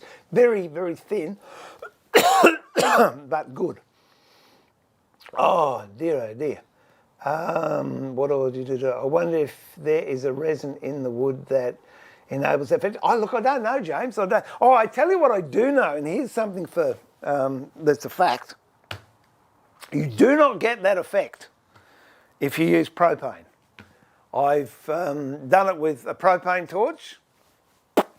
You get virtually the effect you get in Oregon. Whereas to get the heat into that, MAP is a much higher temperature, and that gives me a much better finish. So using the MAP gas over propane works a lot better. I haven't used oxyacetylene, but I would say I'd get the same effect with oxyacetylene because it's what's oxyacetylene? 2200 degrees or 2300 degrees or something. Whereas propane, yeah, you don't get that effect. You get charcoal, but you don't get that alligator finish. So there you go. It's a pearl of wisdom. I was talking to someone the other day, and they go, "How do you get the hardest one to get is the alligator finish?" And I said, "Oh, what, like this?" And they said, "How'd you get that?" And I told them. They went, "Whoa! Does it need MAP gas? Would butane suffice?" There you go, lads. That answers your question. Yeah, I don't know. Look, I'm not saying it won't work. I haven't had any success with propane. There you go. I use the secret ingredient on charcoal, carnauba wax. There you go. That's worth thinking about too, Jeff. Using the Dynasty, yeah, they're great, aren't they? Which one? Are you using the coarse, medium, or fine? I've got two. I use the coarse one, which I think is 350, 360 grit up in the wood turning shed, because I find with my bowl gouges and skews, I just want to get them sharp, and then I'll go over the leather. Whereas this one here, I've got, that's a diamond, that's a 600, because all my chisels are dead square and they're in good nick and they don't get abused. But if I did have one that got a nick out of it or whatever, because one of the grandkids opened the paint tin with it or something, I'd go up to the 850 and get my edge back, and then I'll come back and do it on the 600. No, they're really good. All right, what else did I say I was going to do? Oh, gee, we're getting through some stuff here. Let me check my batteries first. I'm putting new batteries in the mic, so we should be going good. Yeah, we're going good. Look at that. I've still got people watching. Unreal. Oh, okay. Way to go, Jeff.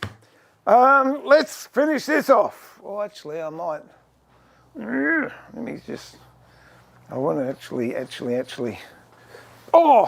record this, so I'm going to just turn this camera off for a tick, which won't affect you whatsoever. And I'm just going to change SD cards.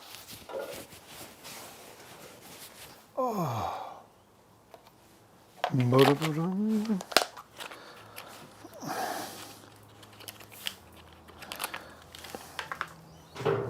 Oh, it is nice to be back down here, I tell you. It really is. Whoops.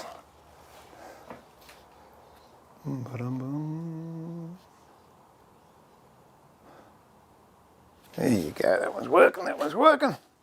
That one's working. Oh. Just hit the button on this one. If I can, there I go. There we go, okay. I'm just syncing the cameras. I'm recording this because I've done 3 parts of it as a video, and I'm just going to finish it. So I thought I might as well finish it. So here we go, finishing off the chopping board that we made a few weeks ago, and it's been sitting here ever since. Oh dear. So you don't have to leave it for as long as I did. If you leave it for a couple of days, just to make sure the glue is dry, it's always good.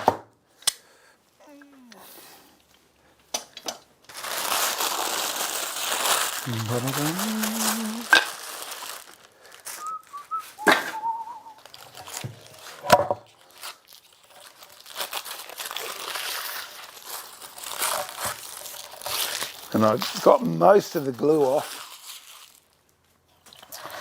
when we glued it up, so it's reasonably flat on the bottom. I'm just going to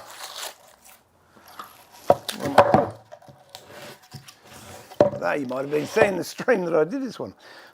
Okay, I'm just going to quickly go over the back with 100 grit just to take any glue that might be there off.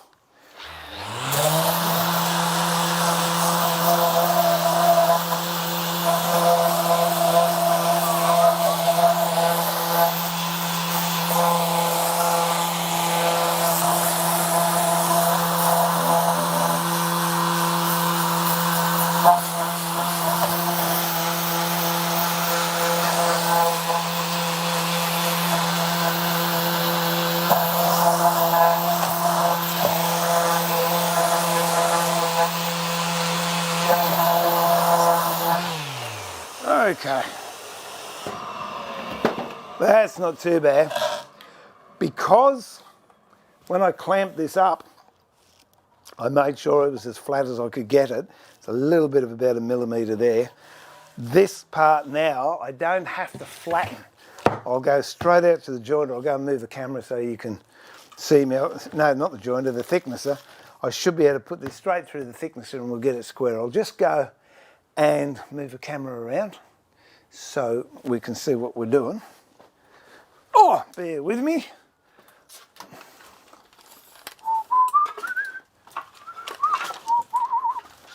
Oh, the afternoon sun, so nice.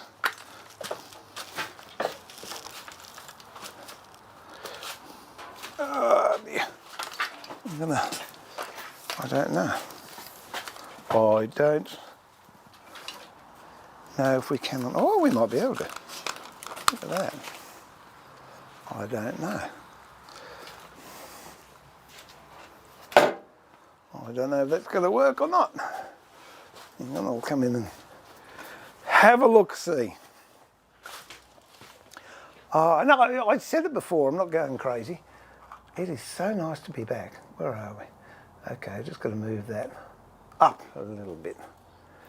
It won't be a tick.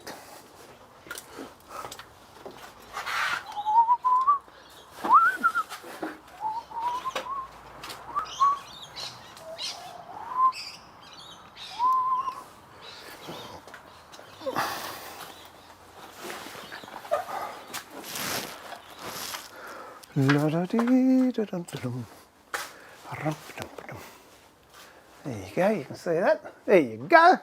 Good. All right, what have we got? Oh,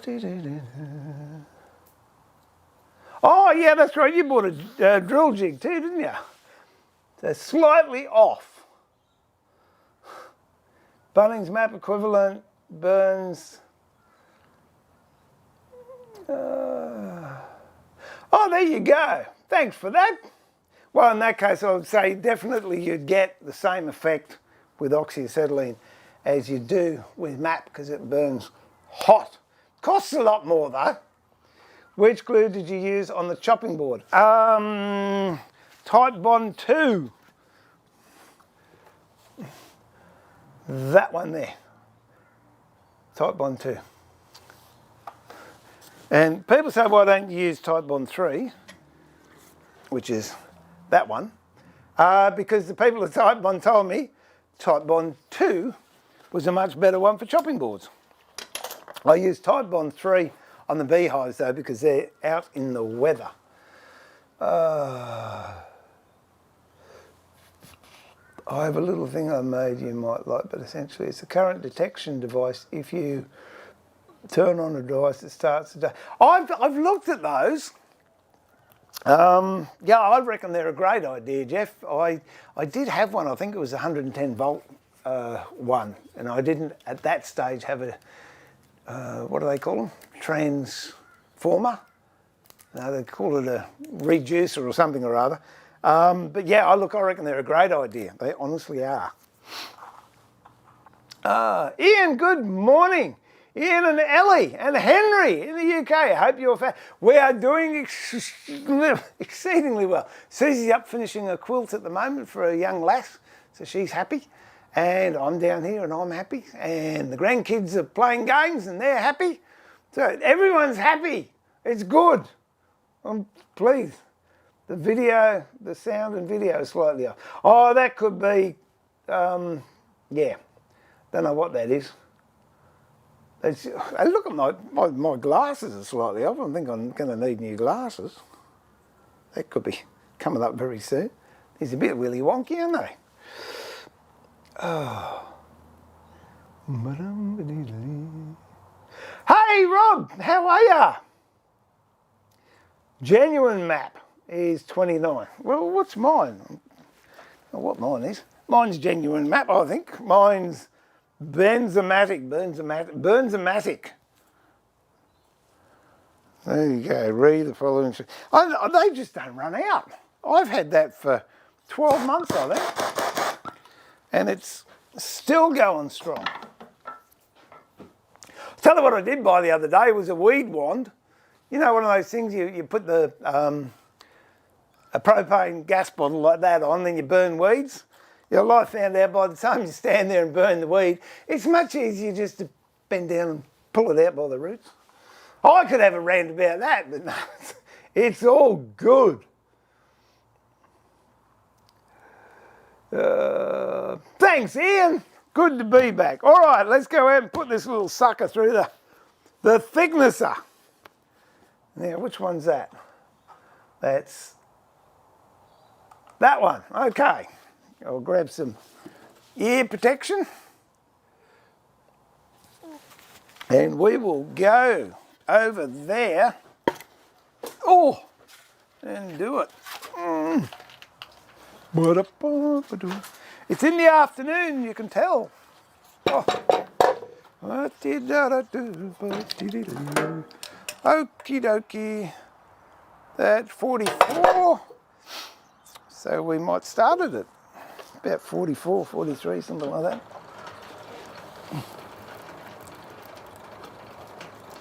That's 45, 44, that's 43, that'll do. I'll just turn on the dusty.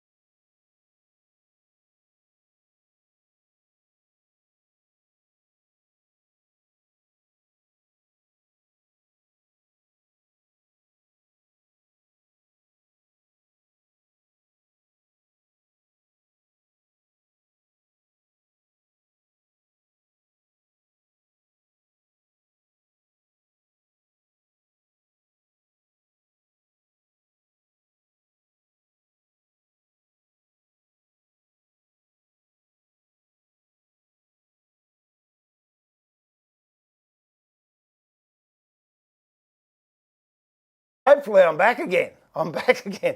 Oh, I don't know what that is. It's something. I'm going to have to check it out.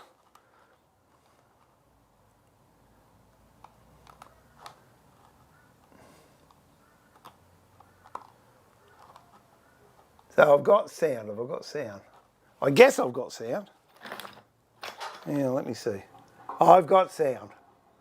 Have I? I've got sound. Oh, there you go. Good. I guess. All right. Oh, dear. All right, where did I get up to? Oh, I was having to read, wasn't I? Steve's sound has gone, the earmuffs are off. Perhaps the sound will come back. I like it. Oh, dear, oh, dear.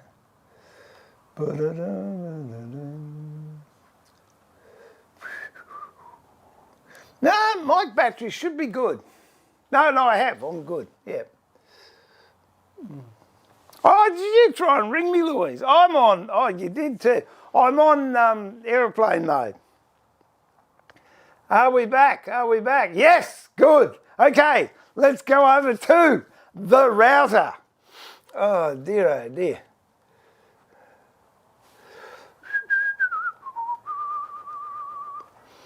Okay, all right. What do I say? Mark, good day. Oh, thank you. It's nice to be back. It's nice to be back. Boards by Presto. Sound's gone again. Don't tell me that. Oh, dear. Sound is back. I'm just... Oh. Is it back? I've got to check these things. Oh. Is it back? Oh, no, it's all good. It's all good. I've got to check these things. Oh. Right, okay, that's it. Router, here we come. No sound is good here. No. Oh, good one, Alan. No, sound is good here. No, comma, sound is good here. Or, no sound is good here. Don't have to listen to it. Okay, we're going over to the router. And I'm taking the muffs with me. And I'm going to turn the router off before I change the bit, in case you don't see me do it. Oh, all right. Here we go. I don't know what... I have been liking putting... turn it off, unplug it, then it won't go when you're not expecting it. Oh, I didn't do that the other day. Who was that? Was that you, Andy, that said, turn it off?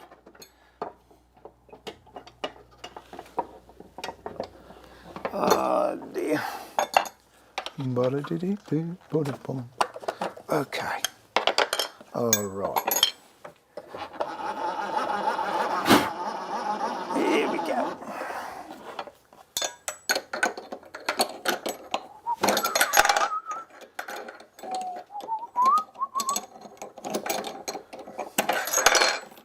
Take that one out, and I actually want that one. Let's see that one. Yeah, a lot of people are just putting roundovers on their chopping boards. I quite like the effect of the 45 degree. It's a bit different. Get in there.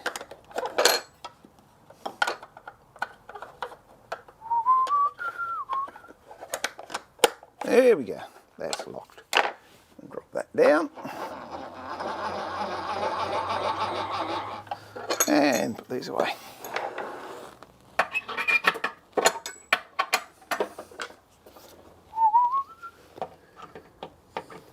Okie dokie. Now, how far I want that to come out, I don't know. All I'm doing now is working out how high or how much of a bevel I want. I think that's going to be quite nice. Yeah, okay. Now, I can run that straight on the bearing, but from experience, if you do, you're taking one bite at a go, and if you're going against the grain, you can get big bits tear out depending on your timber. So what I like to do is bring it up to, well, the bearing is just turns on the fence like that. So that bearing's spinning, but this is on contact with the fence. And then we tighten that up. And then I can come in slowly at an angle, bring this part out, have this part against the fence, and you come in on an angle, and that'll give you a partial cut. And then on your final cut, you come right up to the fence and can go all the way through. Like everything, you do the end grain first, because if you're going to get blowout, you can clean it up when you do the long grain. Whereas if you do the long grain and then you do the end grain or the short grain and you get blowout, you're stuck with it. So, dusty on, plug router in, turn it on, and see how I've got that gap there? But I'm still taking the chamfer off.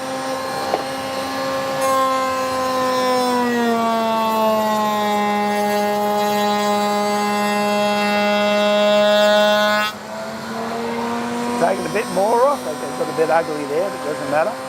Now this one I'll do a pass on the fence.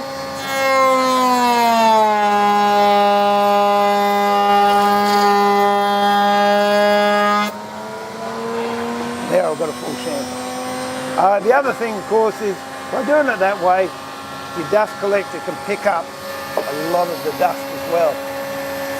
Whereas if you're going off the bearing, dust collector can be too far away.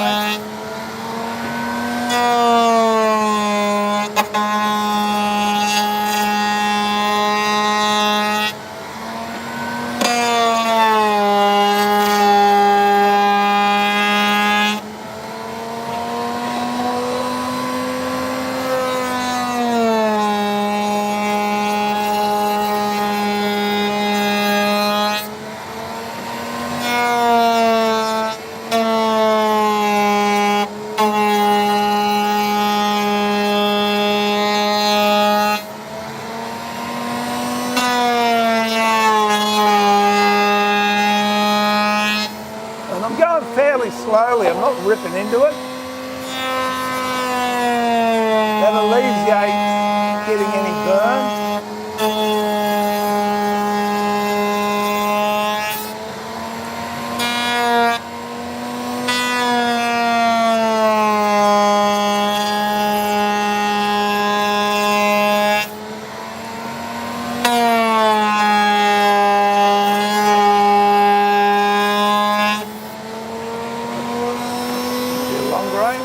Same. As soon as this touches this fence, pull it away. So you've got a gap here, you're not getting a full cut. Long grain, I'm quite happy to only do that in 2 passes.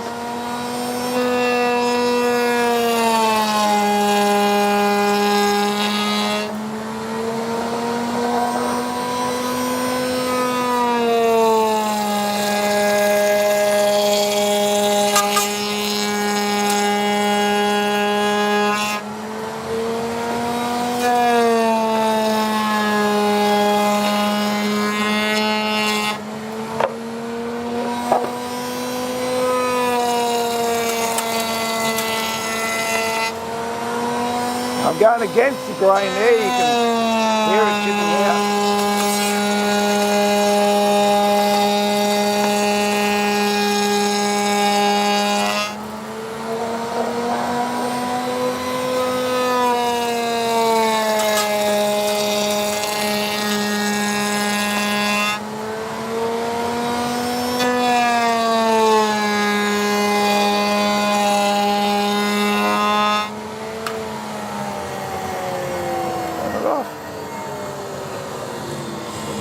There we go. Mired it all the way around. Haven't got a little, no, I haven't got any burn. I thought it was burn there, but it's a twig. And there's no burn. Oh.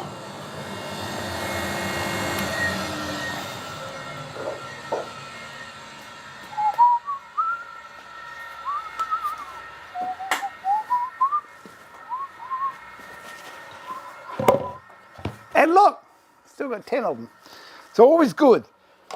Used to be a trick question I'd ask all my students. Easy question. If you start the day with 10 fingers, how many fingers should you have at the end of the day? Answer, same amount. Oh dear.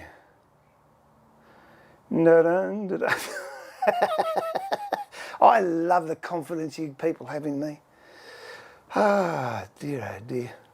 Morning, Richard. How are you, mate? How are them apples going? Good to catch up. I've been thinking of you lately. And that's why I thought I'll go stream. There you go. All right, I'm going to hit this with a bit of 100. Who have we got?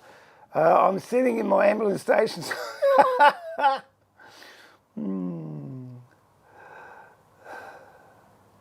What's that, Rob? Oh, I'm scared of a few tools I never used before, like a chainsaw or a handheld grinder. Some used to carve wood. Yeah, the biggest tool that frightens me, and I don't like using, I've only used it a couple of times, is, what's it called? Spindle moulder, which is a router on steroids. Oh, they sound like a Cessna plane starting up. Nah, don't like. A router will take your finger off. This spindle moulder will take your arm off. Ugh. Anyway. Thanks, boards. I'll apply a restrictive bandage until you get here. Good point, Brian, good point. Not so much you, but what you said.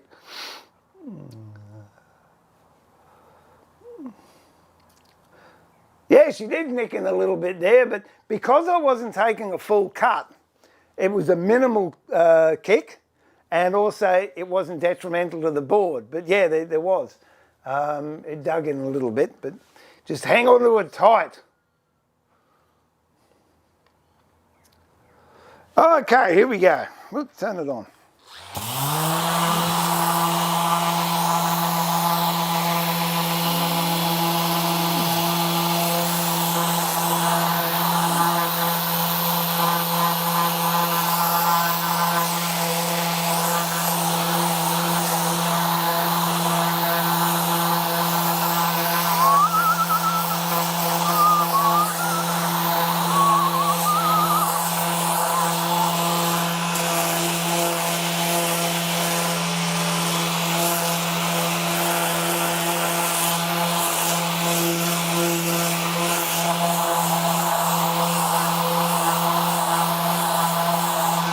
I'm just going to turn this camera around here. Won't make any difference to you, but seeing I'm recording on it will make a difference to me.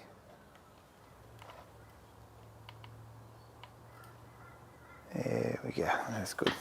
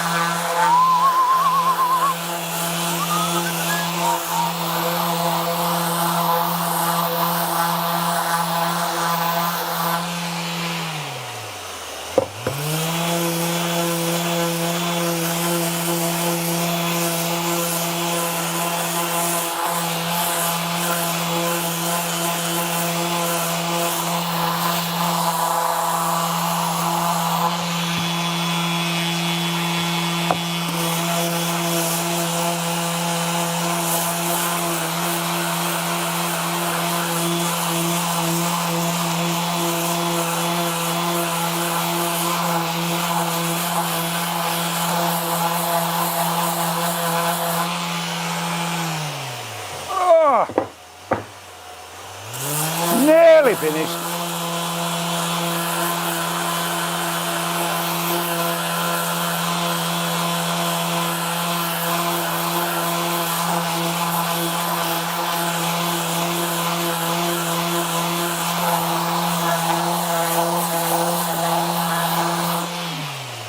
There you go.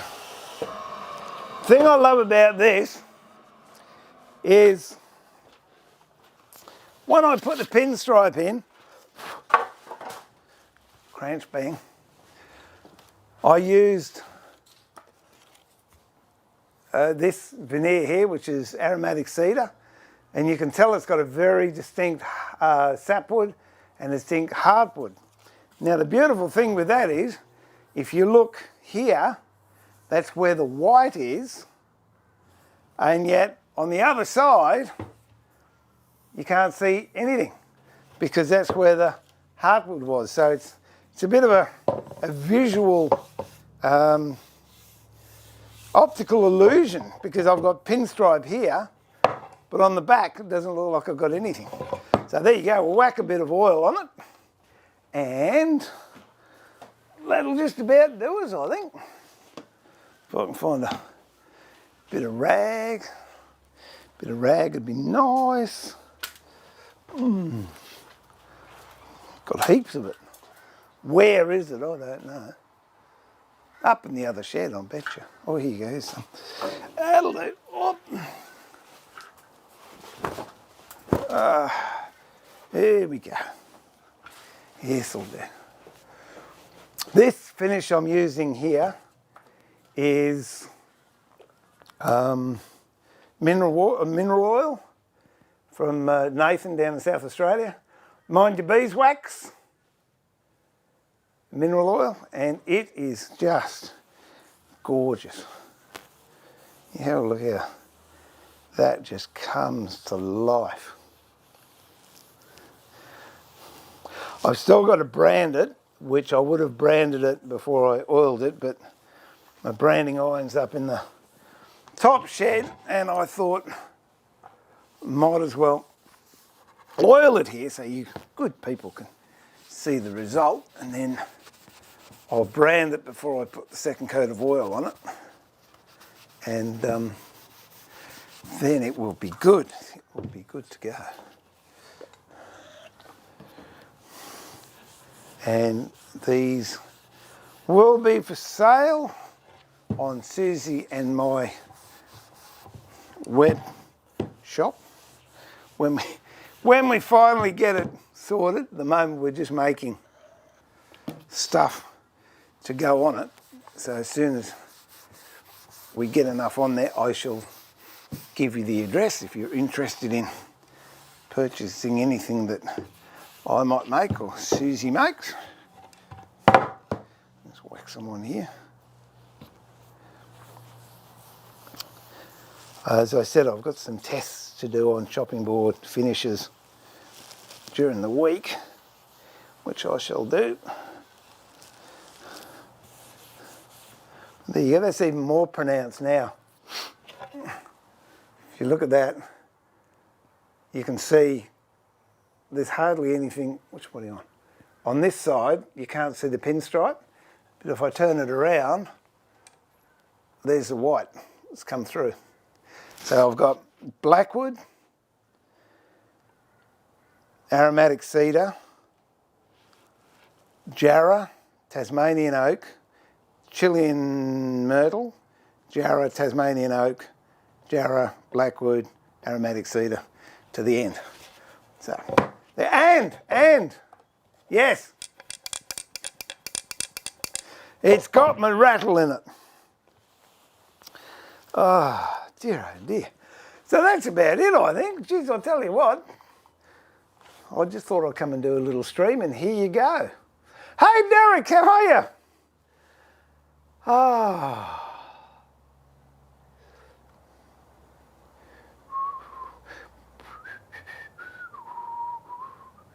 Oh, yeah, I'm with you, Brenda. When I was a wee fella, I used to have a paper round in Sydney, and one of my places I used to call them was the printing works, and oh yeah, the guillotines. You suddenly get big packets of paper like that, and they'd slide it right up to the garden and foot operate it.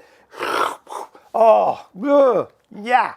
No, makes me skin crawl thinking about it. Good night all. Catch you later, mate. Steve, I've tried doing inlay with polymer clay and I thought of you. You could do awesome stuff with it. It comes in different colours and yeah, well, that's something to think about. Actually, one of my students, they were doing some marquetry the other day and made a few errors, and that's what we did. I got wood filler where they had taken out too much veneer, and we put it on the back, so when we actually put it on the substrate, it's going to look as if it's highlighted around the outside. I guess polymer clay would be the same type of thing, but thanks for thinking of me.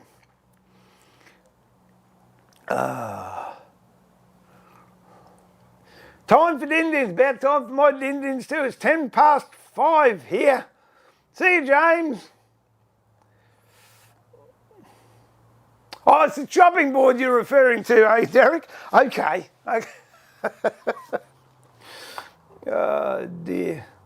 Good to catch up on the lives. Well, it's nice to have you, Laz. I'll ring the Mr. Wheelbarrow up and just let him know that you came over to see me because he wasn't streaming. Yeah, look, I'm going to go too. Thanks for everybody. It's got to be at least a month since I streamed and at least a couple of weeks since I put a video up. So hopefully I'm back in the mode. There will be some more streams this week. I don't know what times, but I've got a lot of videoing I've got to catch up on. So a lot of the stuff I can stream and then take the videos out of. And if I've got someone to talk to, it's much easier. So thank you for everyone that came on and made it enjoyable for me to be here. And so I'm not just talking to myself. And I reckon that's about the time I say, this is time for Steve to say, no, hang on. It's been that long, I've forgotten what to do. So this is Steve pulling the shed door down and saying thanks for watching. I enjoyed your company. I appreciate all your comments and your support and your positive thoughts. And I look forward to having your company in the workshop at the workbench again very, very soon. Till then, be patient, be kind, look after yourselves. And that's about it. I forgot what my normal thing was. But anyway, God bless everyone. Thank you so much for your welcome and having me in your lounge room, your car, your shed, or wherever you may be viewing. I'll catch you later on. Till then, bye for now.